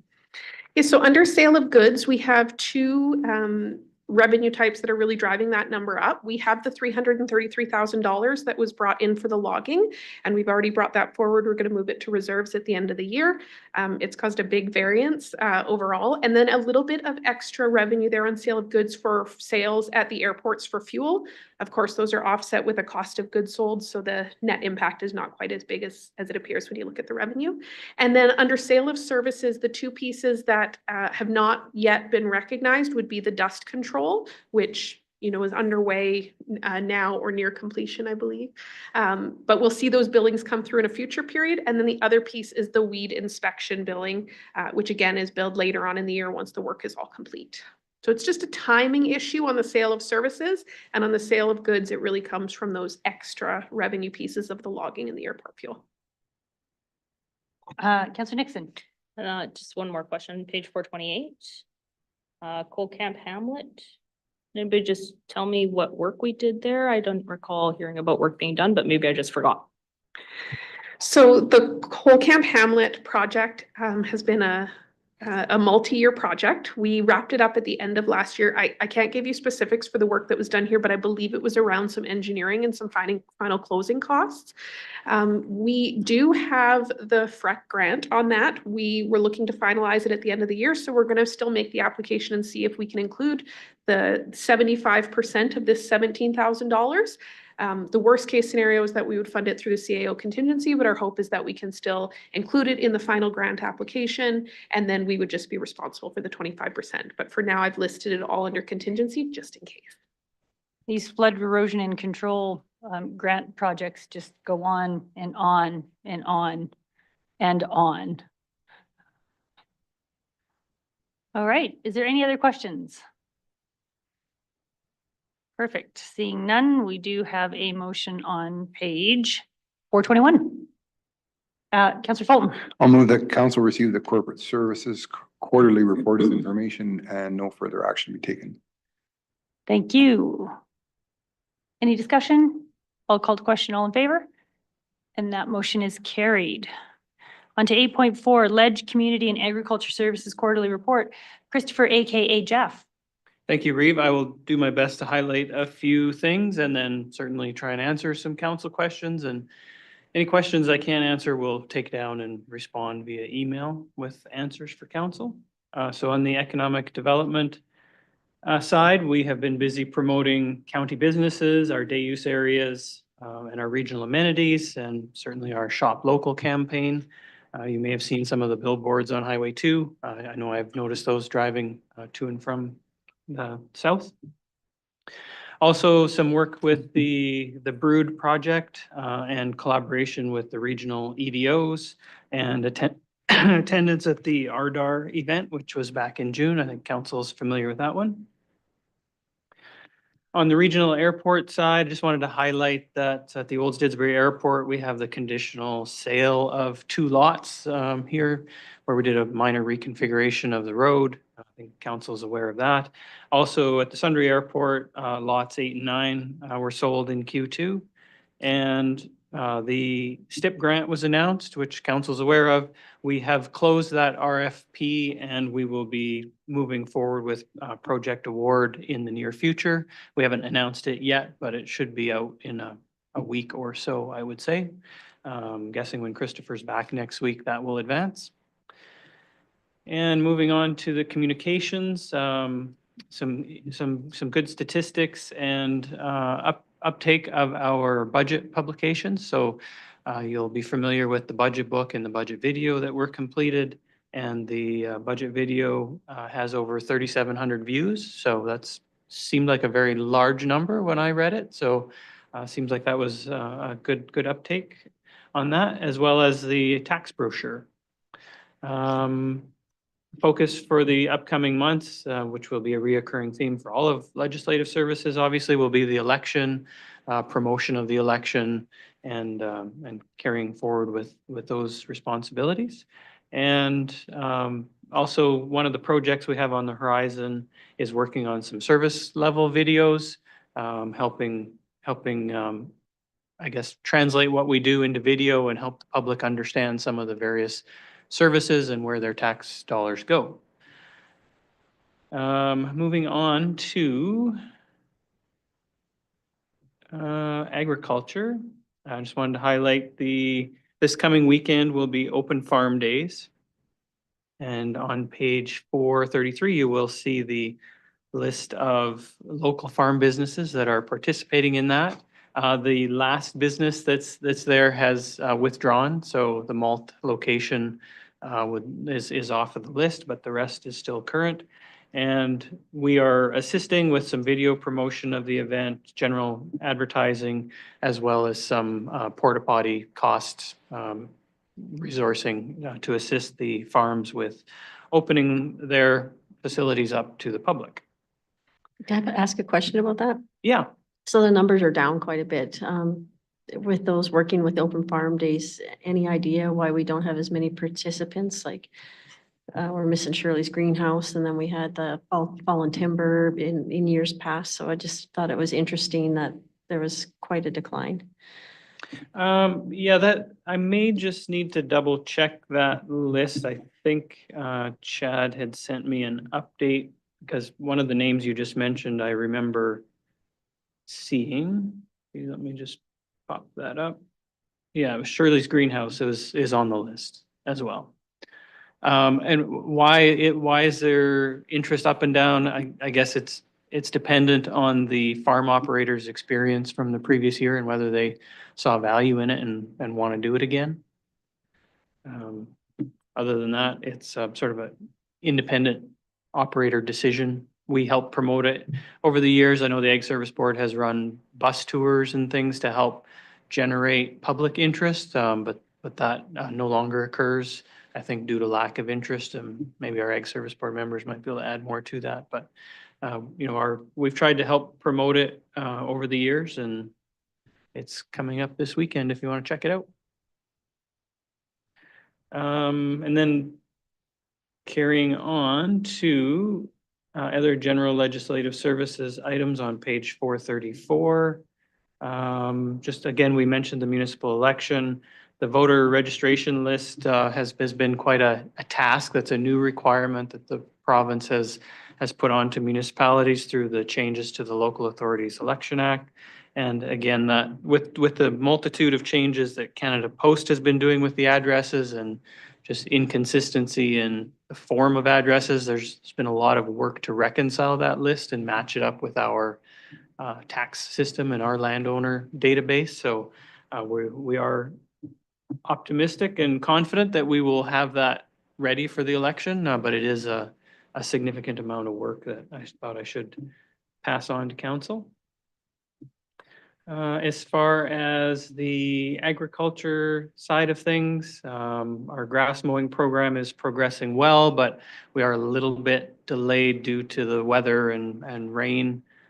So grass mowing is carrying on, and we're trying to catch up where we can. It's not unusual that some years will be further ahead than others. It's weather dependent. And on the fire statistics on page 437, just to highlight that you'll notice again, weather related, the vegetation fires decreased in Q2 compared to Q1. And again, once we started to get more moisture and more green up, we started to see less of those. Otherwise, fire trends are trending on target with historical statistics. And on the peace officer side of things, on page 438, Q2 did see a uptick in the number of offenses and tickets that we issued. So the green bar that says 182 there in the center, that's a little bit up from historic Q2s. So peace officers have been busy. And other than that, I will defer to council if there's any questions. Council, any questions for Jeff? Councillor Fulton. So under the patrol statistics, it says total number of violations issued and then total number of hazard timers. What is a hazard timer request? Do you know? Yeah, I'll have to respond back to you via email. I did ask Christopher about that for the last quarterly report, but I'd have to search back a couple of months in my email to dig that answer up. I believe it's a metric we're required to report to the province, but I can dig that up and send that. No hurry, it's fine. It's a relatively new thing that we've started including in the quarterly reports. Okay. Is there any other questions? No, my question is, okay. If there are no other questions, we have a motion. On page 429, Councillor Nixon. I move that council receives the Legislative Community and Agricultural Services Quarterly Report as information, and that no further action be taken. Thank you. Any further discussion? I'll call the question. All in favor? And that motion's carried. On to 8.5, Planning and Development Services Quarterly Report. Margaretta, please. Thank you, Reeve. So the report starts on page 440.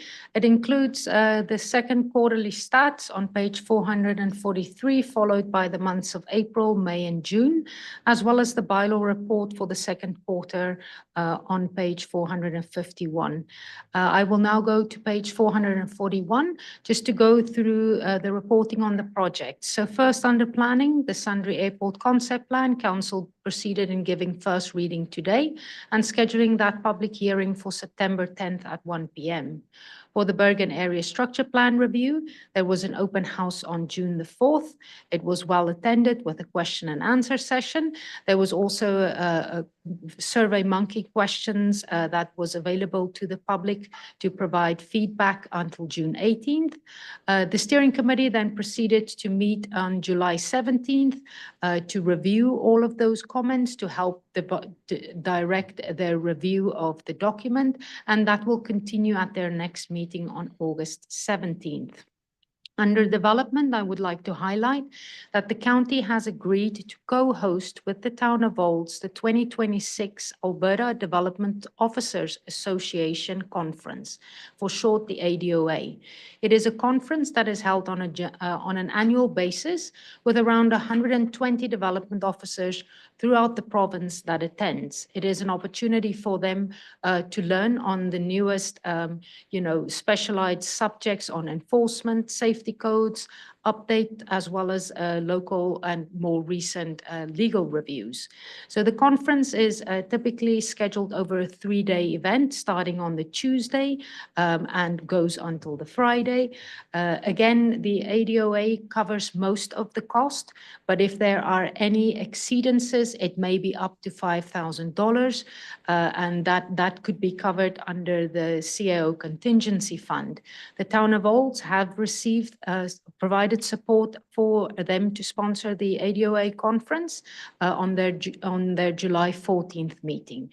Again, this will be the 2026 ADOA conference. Then under permitting, I'd just like to highlight that we had our RFP process for our safety codes permitting for electrical, gas, plumbing, and private septic.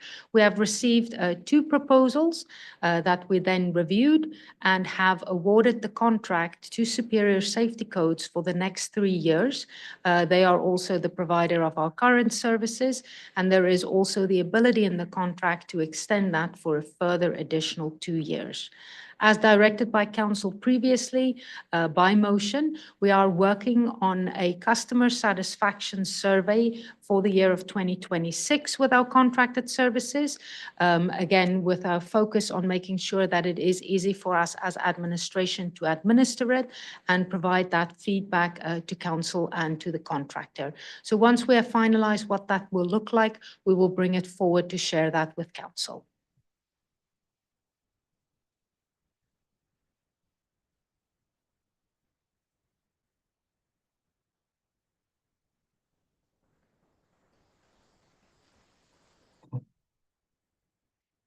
I am available if there's any questions. Sorry, okay. Sorry, Margaret, I was waiting for you to go through some of the charts.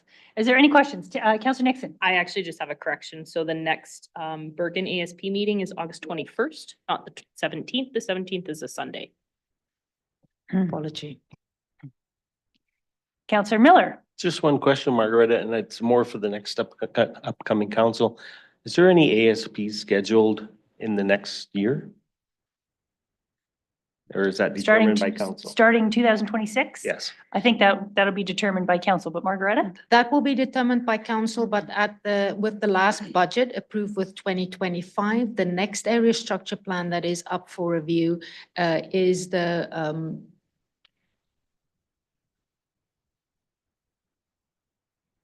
Bearberry, Red Deer River Corridor ASP. So that's the one that's next identified, as well as after that, the ASP Southeast Sundry. So again, that will be determined by council, the new council, if those priorities are to change. We also have a running list for items for our municipal development plan, as well as our land use bylaw, and it would be the intent that a council within their 4-year tenure would review those 2 larger documents as well. So priorities to be determined by our new council. Good, thank you. Councillor Johnson? Thank you for your bylaw report on page 451. Just a question in that regard. I see under enforcement action, one of the common enforcements is a verbal warning. And I'm just wondering, is there a record of verbal warnings so that if there's additional complaints that there's some kind of recorded history that would elevate that beyond a second verbal warning, or how does that process work? So for each one of the files that are listed in the table here, a complaint has been opened. So there are a record of that information.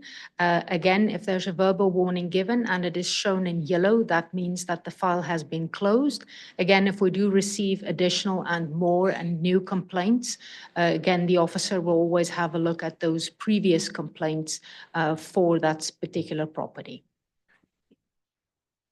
Councillor Harris? Just a comment, Margaret, I'm noticing that since we took over dog control from our contractor with Didsbury,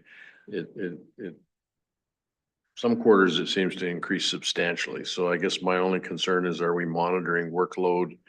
Because Kelly's by herself, if that's a situation where that's impacting other files.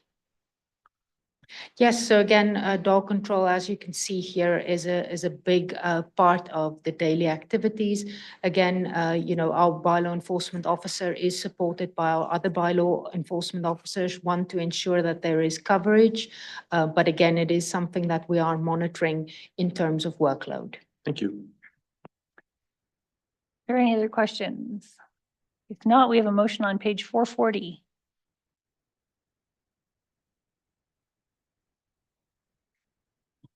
Councillor Harris? Move the recommendation.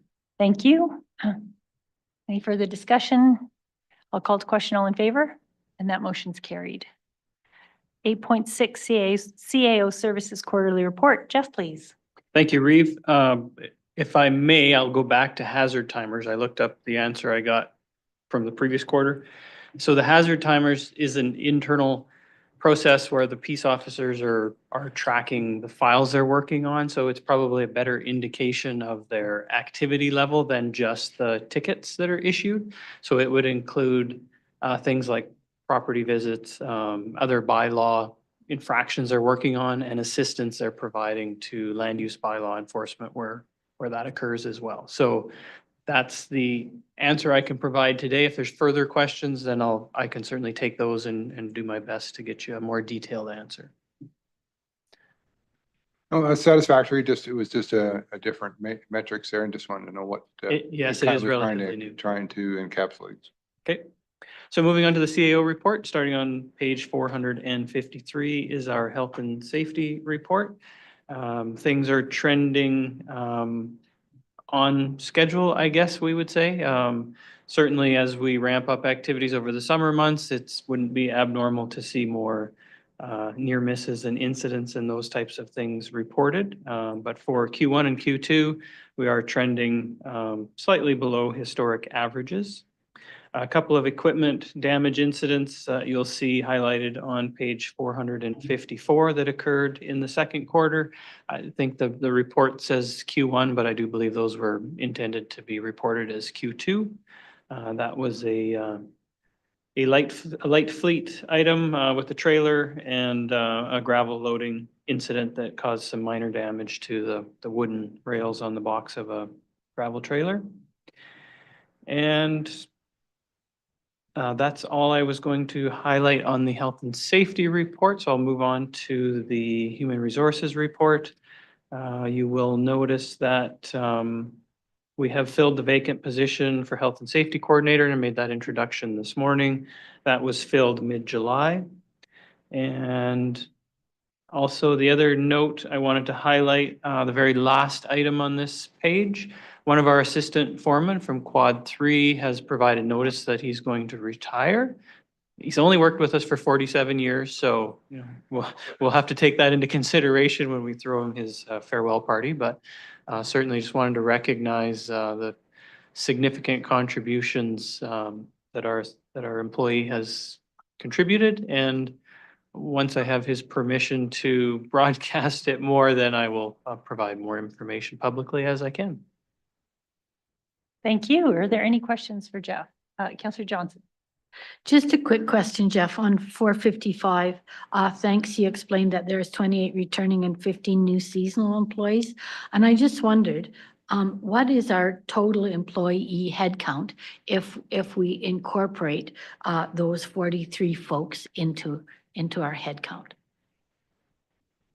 So we'd have to look back at the budget and the org charts. I think there's roughly 95 FTE, give or take a couple. Don't quote me on the exact number, but it's around 95 FTEs.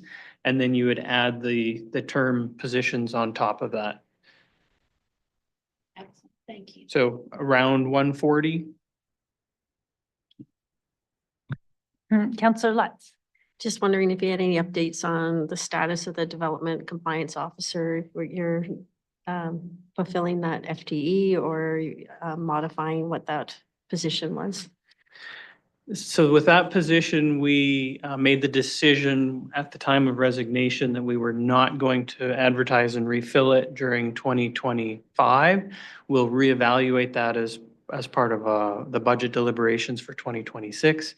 A lot of things have changed since we hired that position.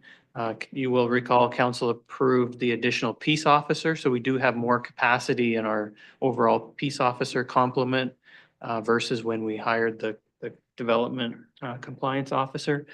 So Margaret and her team are tracking, requests and service needs, and we'll re-engage in that discussion as part of budget to determine whether that position needs to be refilled or we can reassign those duties through other job descriptions within the department. Councillor Fulton. Well, just back to the 454, the performance impact on premium, and it says our rate is 160. Has our rate increased slightly over time? And what would be the best way that we would get our get down to that discounted rate? So yes, this rate is, it's a rolling 3-year average based on WCB claims. I would prefer to answer the second part of that question in closed session with council. Thank you. Is there any other questions? No, then we have a motion on page 452. Councillor Miller, please. I would move the council receive the CAO service quarterly report as information and no further action to be taken. Thank you. Any further discussion? I'll call to question. All in favor? And that motion is carried. And then we are on to new business, 9.1, 2025 long patching and guardrail project tenders. Alvin or Jeff? I will start. Okay. So this is just an information item for council on the result of a tendering package that we put out. We did put out the long patching and the 2 guardrail projects that were approved by council as part of the budget. And in addition, we have some additional work that was supplemental to this through our industry monitoring program that will be paid for by industry. We have set it up to ensure that that work is paid for before we authorize it and do the work, so that I guess it's the same contractor, but it's a bit of an arm's length contract where we're helping coordinate to get the work done, but it's being paid for by industry. So what's in council's agenda package today is the 2 guardrail projects and the long patching program, which came in within budget. Just so you know, for the final reconciliation of this, there will be a few small change orders likely to some of the guardrail projects where a couple of additional things were required once they started doing work on site. So the 917 number is not the final number, that it's subject to change based on change orders, but all of the change orders to date are well within budget still. Okay. Thank you. Is there any questions for Jeff on this one? Councillor Johnson. Thank you. A couple of questions, if I might. At the bottom of page 456, it talks about industry haul route repairs that are going to be facilitated. And the first one on the list is 3,500 meters on Range Road 43. And I just wondered, do we know what piece of Range Road 43? Is that the piece by Garrington Bridge, or is that piece south of Highway 27? We do not have that answer with us today, but we can certainly identify the specific segment. Is it just that one you're interested in, or do you require all of the segments for the industry repair? That is the one I was most interested in. Thank you. We'll get an answer and we'll email that to all of council. Okay, thank you. Can I ask an additional Yeah. question? Thank you.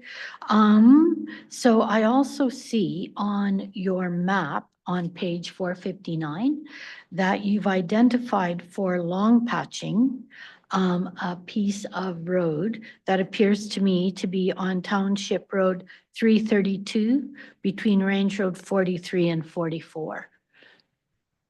Yeah, so if I can point it out, yeah, right at sorry. Right there. And I drove that piece of road yesterday, and it has way less traffic on it than Range Road 44, which is running perpendicular. And I just wondered why we would be long patching that piece of road when it appears to be in very good condition. And yet Range Road 44 is very rough.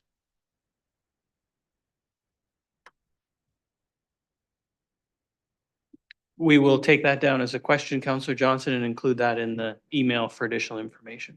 Thank you so much. Hey, is there any other questions for Jeff? No? Then we have a motion on page 456. Councillor Lutz. Move that council accept the 2025 long patching and guardrail projects tender results as information. Thank you. Any further discussion? I'll call to question. All in favor? And that motion's carried. 9.2, Sundre Hospital Legacy Gala. Jeff, please. Thank you, Reeve. You will see on page 462, there's some information about the Sundre Hospital Futures Gala, and on 463, an invite to Mountain View County to participate. The RFD outlines some options for council, and historically, council has purchased 2 tables for the event. So I will turn it over to council for discussion. Thank you. So I'll move the council sponsor the 2025 Sundre Hospital's Legacy Gala by purchasing 2 tables for the event. Discussion, Councillor Johnson.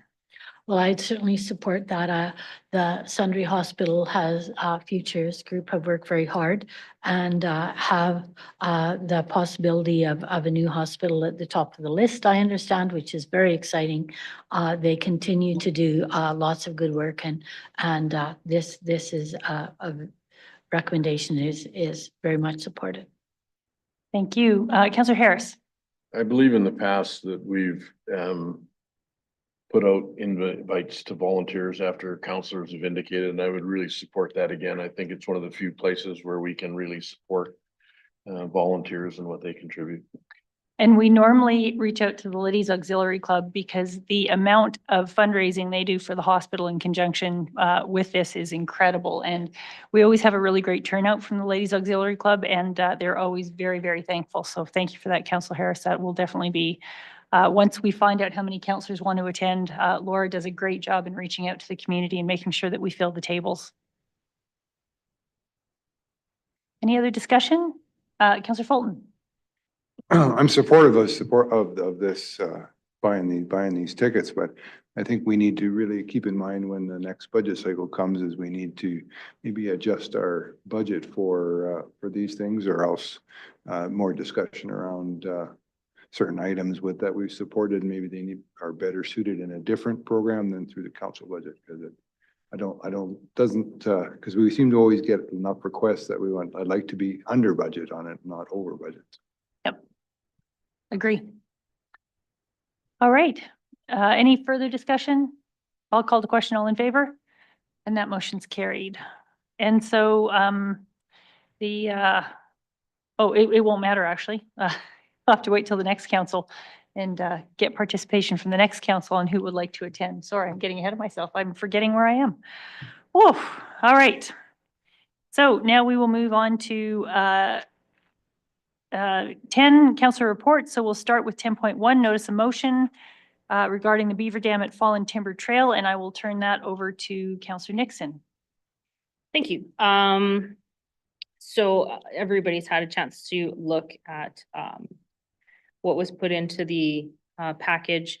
I've received numerous emails from people in the Bergen area and outside of the Bergen area. And the consensus is to not remove the beaver pond at all or affect the dam. I would like to point out that in the pictures that I sent, let me just get the right one here. If you look at the west culvert picture, you can see that the dam is not anywhere near the road, so it's not endangering our infrastructure or any road safety. The original concern was brought up just because that pond is quite deep. And if somebody ever went off the road there, they would be, the feeling was from the resident who brought up the concern was that the vehicle could be in several feet of water, which could cause serious risk to life beyond just your vehicle going off the road. So the thought was to have a guardrail put in. I was informed that we don't have a specific program that would cover that. That would be something that council would have to approve as a project. And I've had suggestions from many other people who wrote in who have different ideas of things that we can do if we don't want to do a guardrail. Anything from putting, timbers in or fencing in or a dam equalizer. And just to make sure that the pond level doesn't rise, but I've actually gone to site. I was the one that took those pictures, and the pond does drain in those giant culverts. It looks like we've actually done quite a bit of work there in the past. So I don't think that any other work needs to happen. If we don't, as a council, want to put in a guardrail or approve a project to put in a guardrail at that spot at this time, what we could maybe look at is having it added to a project sheet for the future budget. just a few, I won't go through them all because I'd be here for half an hour reading everybody's emails, but I would just like to share a couple things. So Bergen has actually formed a water group, and they call themselves the Bergen Voices for Water, and they have sent in a statement that they would like read to council, so I'll do that. The pond in question is a groundwater recharge area and is therefore a positive contributor to the water cycle that Bergen residents depend on for domestic and livestock use. We don't know if reducing the water level in the pond would improve traffic safety or not. However, we do know that reducing the water level will adversely affect the contribution of this groundwater recharge area to the water cycle, as we ask council to include this factor in their decision process. I've also had people, like I have said, people who've suggested a dam equalizer if we feel that the water is going to be a problem for the road, to put up fencing, to put up timbers, to increase sanding in the area if it's slippery in the winter time, and more, potentially more plowing in that area if we can't get a guardrail done or put up. And then they're pretty much mostly the same. So just as the Division 4 counselor, I would like to ask that council consider putting forth a decision to not touch the Beaver Dam in any sort of way, and consider funding a guardrail project for this spot, or one of the other suggested options. Maybe administration can look into the costs of some of those for us, up to and including doing nothing at this time. And then adding the guardrail project to a future project sheet. The dam has been there for many years, and it has been a benefit to the environment and Bergen's ecosystem, although the pictures don't show it as clearly as I would like. During my visit, I was able to confirm that the pond level is not near the road or endangering any of the county's infrastructure, and the pond is not endangering any neighboring lands in any way. On the contrary, it has been a benefit. There is water that flows through the bottom of the culvert, helping to ensure that the pond's level does not climb up to the road.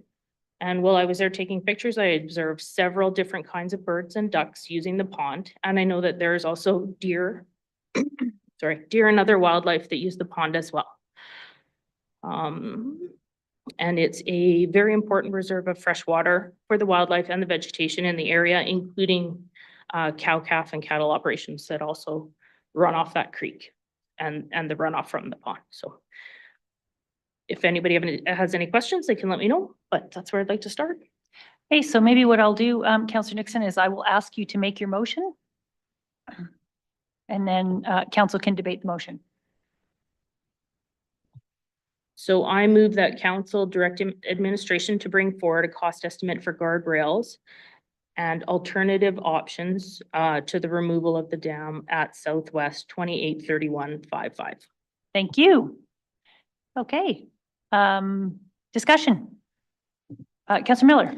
So what's the feeling of the landowner that it's sitting on? They do not want it touched. They don't want it touched? They like it there and they want it to stay there. Okay. Okay, Councillor Fulton.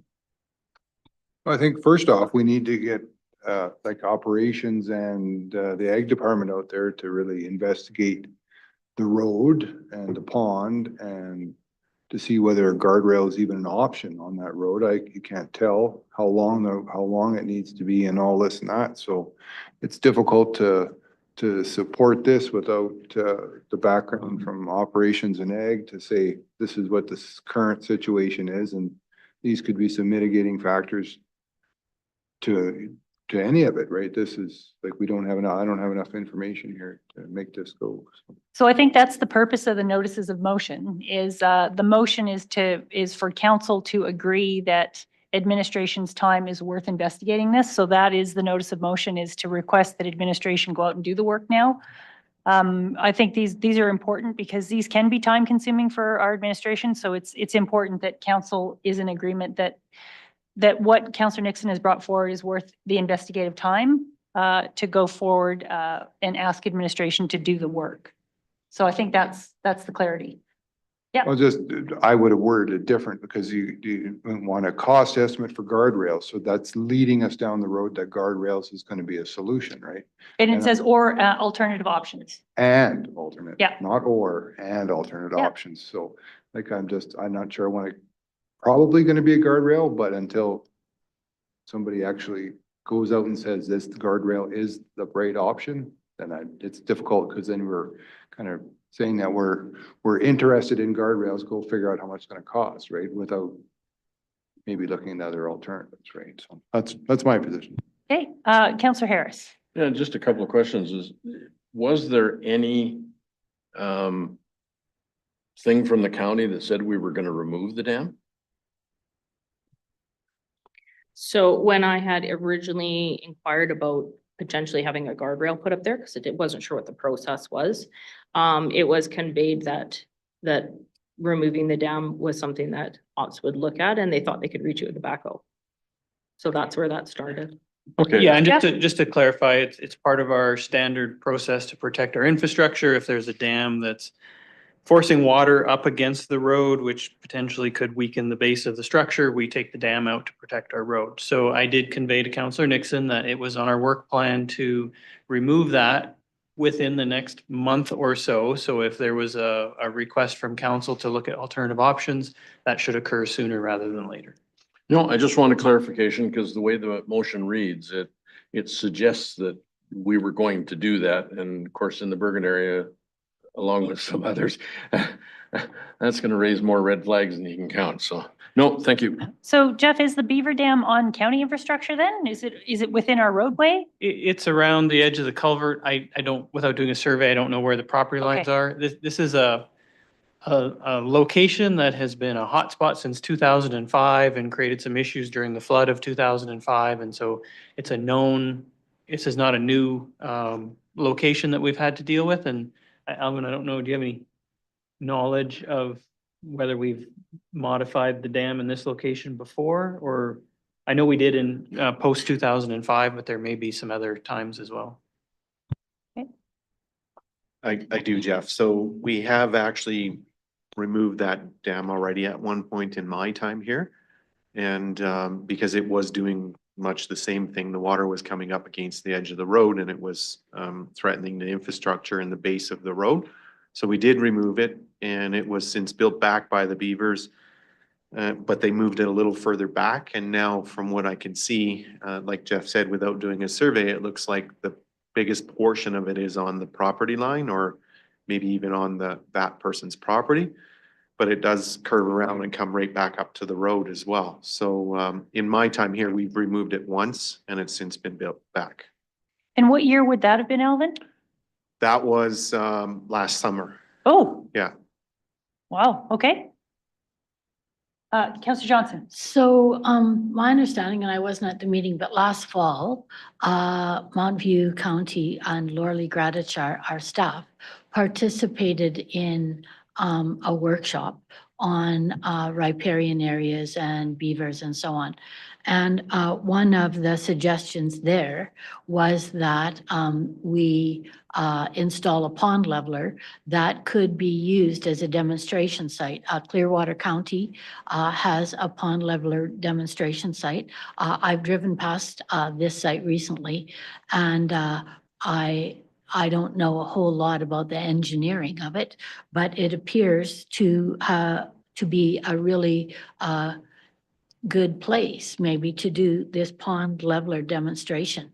And so not only would I support Councillor Nixon's recommended motion, but I would also suggest that maybe one of the alternative options that she suggested is that maybe we could look at a pond leveler. What Bergen residents have told me is that that there are 4 ponds in the Bergen area that currently have water in them out of a historic 12. And so even with all the rain that we've had in the West Country, there are lots of places that traditionally have water in that are still dry. And for that reason, I recommend that we would look at a pond leveler here, as well as the possibility of a guardrail. So I do, oh, Councillor Miller, go ahead. So if we're gonna look at possible alternatives, would the cost of replacing that culvert also be included if it did get washed out? So if council approves the motion as written, I will be directing staff to bring back the whole range of options for council consideration, which can be road modifications, culvert modifications, pond levelers, other options that may be available that we haven't discussed here today. So that's part of the notice of motion. And as Reeve mentioned, it can be a time-consuming process, which is why we have this notice of motion process to ensure the direction we're going is endorsed by council. Okay, I'm just looking on the county map there and it shows there's two very large streams that feed into there and two feeder ones. So that's four large streams that basically in an event of a flood that would feed into it. So it's always a concern. Well, and I think that's one of the most important things that I get that ponds and beaver dams and those sort of things are extremely important to the community, but we have to remember our job first is road safety, and a guardrail or other options may be appropriate, or they may not be appropriate because of the state of the influx of the water and how much it may pool. So I think it's great to have the information. Then we have an informed decision, because no matter what we do in this area, we're going to get questions and pushback from residents. And so it would be good to have the information to at least show that we have done all the work that we can, realizing that the alternative may simply be removal of the portion of the beaver dam on the county infrastructure just to protect our infrastructure. But I support the motion. This is going to cause a lot of issue, and I would sure like to have good, strong answers and rationale for why we do what we do in these areas, because these areas are only getting more sensitive to the public, and rightly so. I completely understand where that's coming from. So is there any additional discussion on this motion? Councillor Lutz? Just what's the anticipated timeline for getting information back? Is this going to be post-October or?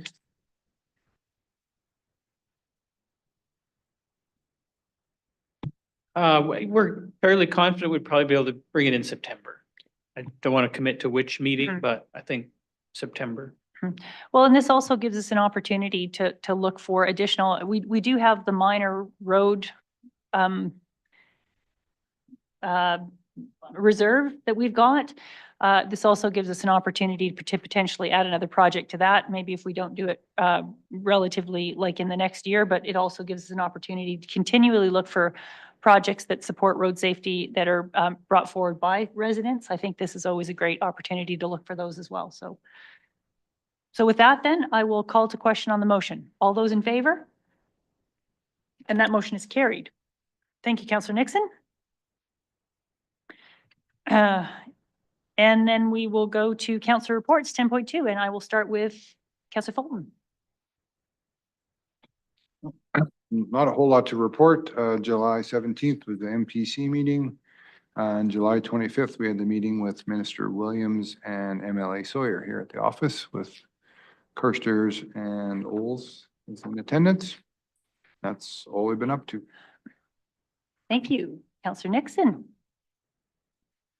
So, lots of beaver dam talk, as well as taking pictures on the rock.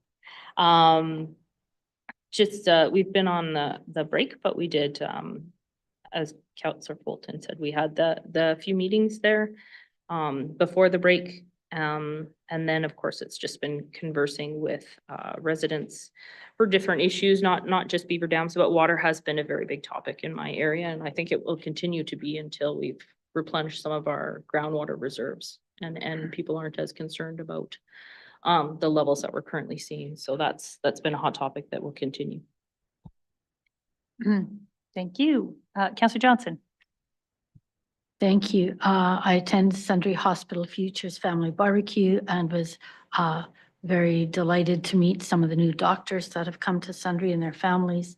I attended the Municipal Planning Commission meeting, also the Westward Ho Campers Association Annual General Meeting. There's always lots of good questions at that. I attended the AGNO virtual strategic planning session. Certainly that continues to have lots of potential, but needs increasing direction, I think. I attended the Minister Dan Williams and MLA Tara Sawyer meeting here at the county office. I attended a virtual July meeting with the Westward Ho Campers Association. And took one of the folks from Westward Ho Campers Association to organization called Plus One, which is the emergency food bank at the McDougall Chapel. So that's the emergency food bank for the Sundre area. And we had an informal meeting with them that went very well. I attended an informal coffee meeting with some of the Red Deer River Watershed Board in Sundre yesterday. And I would also note, based on notice of motion that I brought forward prior to the break, that Red Deer County did increase its setback in its land use bylaw to 300 meters and increase the dust control in the pit that I spoke about, and also that Rocky View County has approved a new framework for aggregate resource management that provides stronger oversight and clear rules. And I will forward a link from Rocky View County that has more detail about the changes that they have made. Thank you. Councillor Miller. So it's been a while since I've been back here, but so July 15th, I had a Aviation Advisory Committee here meeting. It was well attended. We brought up some pretty good topics. Of course, gopher control at our airports is always a big thing. I think we need to see what we can do with that. And then I had a meeting with Minister Williams and our MLA Tara Sawyer here. And then just calls about roads and airports. And that's about it. Thank you. Councillor Lutz. I definitely appreciated the break because my daughter got married and it was a really good time to have a break. Right before though, we had a Olds ICC meeting that was quite good. I attended the MPC meeting and that was where a cell tower at Eagle Hill was approved. And we did have conversations about dark sky and that was one of the conditions. So I thought that was a good outcome. And then I just double checked. We had a Bergen area structure plan meeting that I know Councillor Nixon was at, and we started kind of in we reviewed the feedback that was presented and then started on the actual wording of the document. So making good progress on that. And that's what I had going on. Thank you. Councillor Harris. Yeah, 14th, the Olds MVC, Mountain View County ICC that Jen mentioned. On the 17th, I attended with the Reeve at the University of Calgary Veterinary School of Medicine's new facility up in Northwest Calgary to discuss, amongst other things, their cooperation and attendance supporting Aggie Days, and I'll let the Reeve do more about that. I had the distinct pleasure on the 21st in Olds of attending and helping judge the National Hereford Show speaking contest. What an amazing bunch of young people. As young as 12 and 11 years old, and they got up and they talked better than most of our national politicians. Honest to God, it was great. The meeting with Minister Williams and our MLA. And that's it. Thank you. So Councillor Miller's already talked about the Aviation Advisory Committee meeting, and we did have a few recommendations coming from that Aviation Advisory Committee that will be coming back to council. I'm sure once Christopher comes back, he will put those on a council agenda. As Greg spoke about, Councillor Harris, we had a great opportunity to have lunch at the new University Vet Campus over by Spy Hill in Calgary. Huge opportunity to meet with Renata Weller and then Rob McCorkle. And Greg helped me out with the other lady that we met, Heather. Terrible. Yes. a great opportunity to thank the university for coming to Aggie Days and try and really build those relationships up. I think there's going to be many more opportunities in future.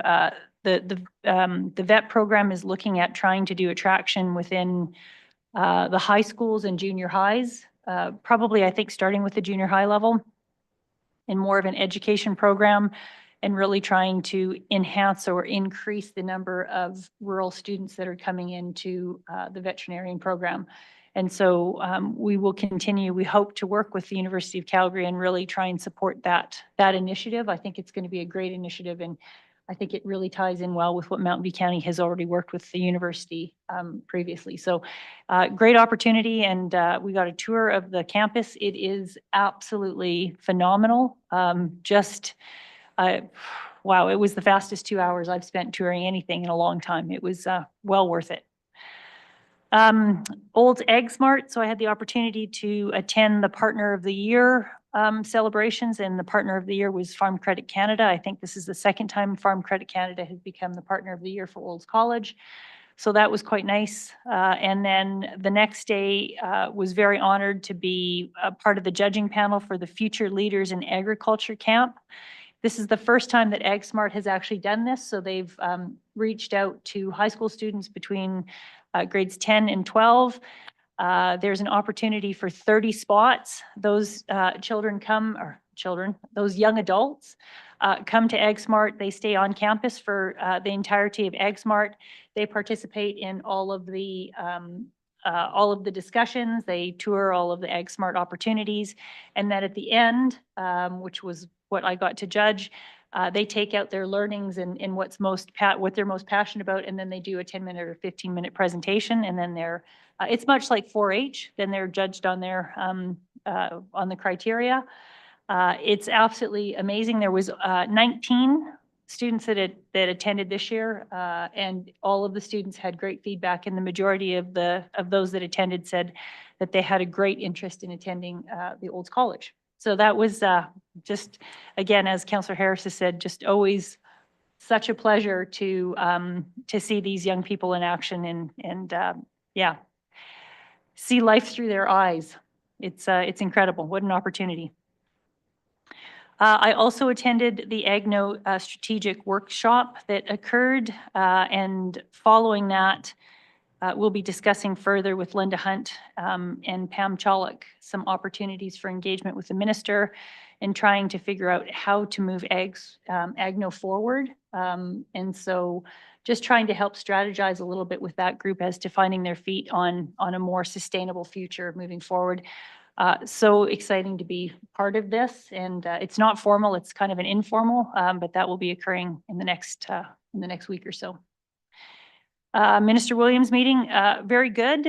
Just a heads up to anyone who was questioning or wondering why it was only Mountain View, Carstairs, and Olds. We were contacted on the Monday from the minister's office requesting that Mountain View County host the meeting on the Friday. We really weren't given alternative dates, so it was kind of Friday or nothing. We took the opportunity. We thought it was better than absolutely not having a meeting. And so Mountain View County was their choice of host. They did say that they had separate meetings set up with the town of Sundre and the town of Didsbury. So we did inquire as to whether or not they wanted to host all of our urban municipalities at one function, but it was their roadshow and it was their deal. Always a good opportunity to meet with the minister anytime we can, and it was great that Tara Sawyer, MLA Sawyer, was able to attend and meet as well. And then just some other things. We had the Greenwood Neighborhood Place AGM and board meeting, and then the Olds ICC. So is there any questions on anyone's reports? No? Then I will ask for a motion to accept all those reports as information. Moved by Councillor Johnson. I'll call to question. All in favor? And that motion's carried. And then we have 5 information items. We've got 4 contact newsletters and a letter from MLA Nixon in support of the letter that we sent to the Minister of Agriculture, Minister of Forestry and Parks, sorry, got that wrong, And it's always absolutely wonderful and an honor that you have another MLA and another minister that is supporting your initiative. So I think MLA Nixon, Minister Nixon continues to be a very large supporter of the initiatives that Mountain View County puts forward, and we appreciate that. And thank you to Councillor Harris, who is a champion for these sort of things. And Councillor Harris wrote the letter. I want to make sure that Councillor Harris gets the kudos for writing the letter to the minister. I just put my signature on it. If I could, I just Yeah. want to point out the importance of every opportunity we get to meet with MLAs. And I had the opportunity to discuss it with Minister Nixon at the brief ceremony at the Sundre Airport. And even those little portions of an opportunity to talk to him, advise him ahead of time of the letter coming, it's just so valuable, and it shows when you get this kind of support. So, I mean, every opportunity we get to interact with our MLAs, I think is important. No, I absolutely agree. And that's why the minister, the meeting with Minister Williams was so important. And I thank all of council for the opportunity to put together those questions prior to sending them to the minister. I think that makes our meetings also a lot more valuable, because it does give the ministers and the MLAs time to kind of understand what your issues are and put effort into their thoughtful replies. Councillor Johnson. Just a question in regard to the letter. Can you explain, like, as if we don't get the grant, what does that mean to the proposed Bagnell Park project? I'm just trying, there's some dots that I haven't connected yet. It'll just mean they're doing fundraising as well. So it will just mean additional fundraising outside of getting grants from the province. Okay, thank you. Okay, so I'm looking for a motion. Did I already take a motion to accept that from information? No. Moved by Councillor Fulton? Or for correspondence, thank you. Any further discussion? Just a question for Jeff, if I might. On page 479, it talks about two other grants, something called an ecosystem services grant and a private land conservation program grant. And I wondered if either of those grants might apply to the Westward Ho Bank stabilization, that maybe we would do a bit of homework in that regard. So that's just a question for Jeff. Yeah, I'm unfamiliar with the criteria of those grants, but at the direction of council, we can certainly look into it. There's probably, I think those are hyperlinks, so you can click on them within the contact newsletter and it will bring up more information. Okay, thank you. Any further discussion? I'll call the question on Councillor Fulton's motion. All in favor? And that motion's carried. Okay, and I believe, Jeff, that takes us to the end of our open session. So could I get a motion to go in closed session, please? Moved by Councillor Lutz. All in favor? And that motion's carried.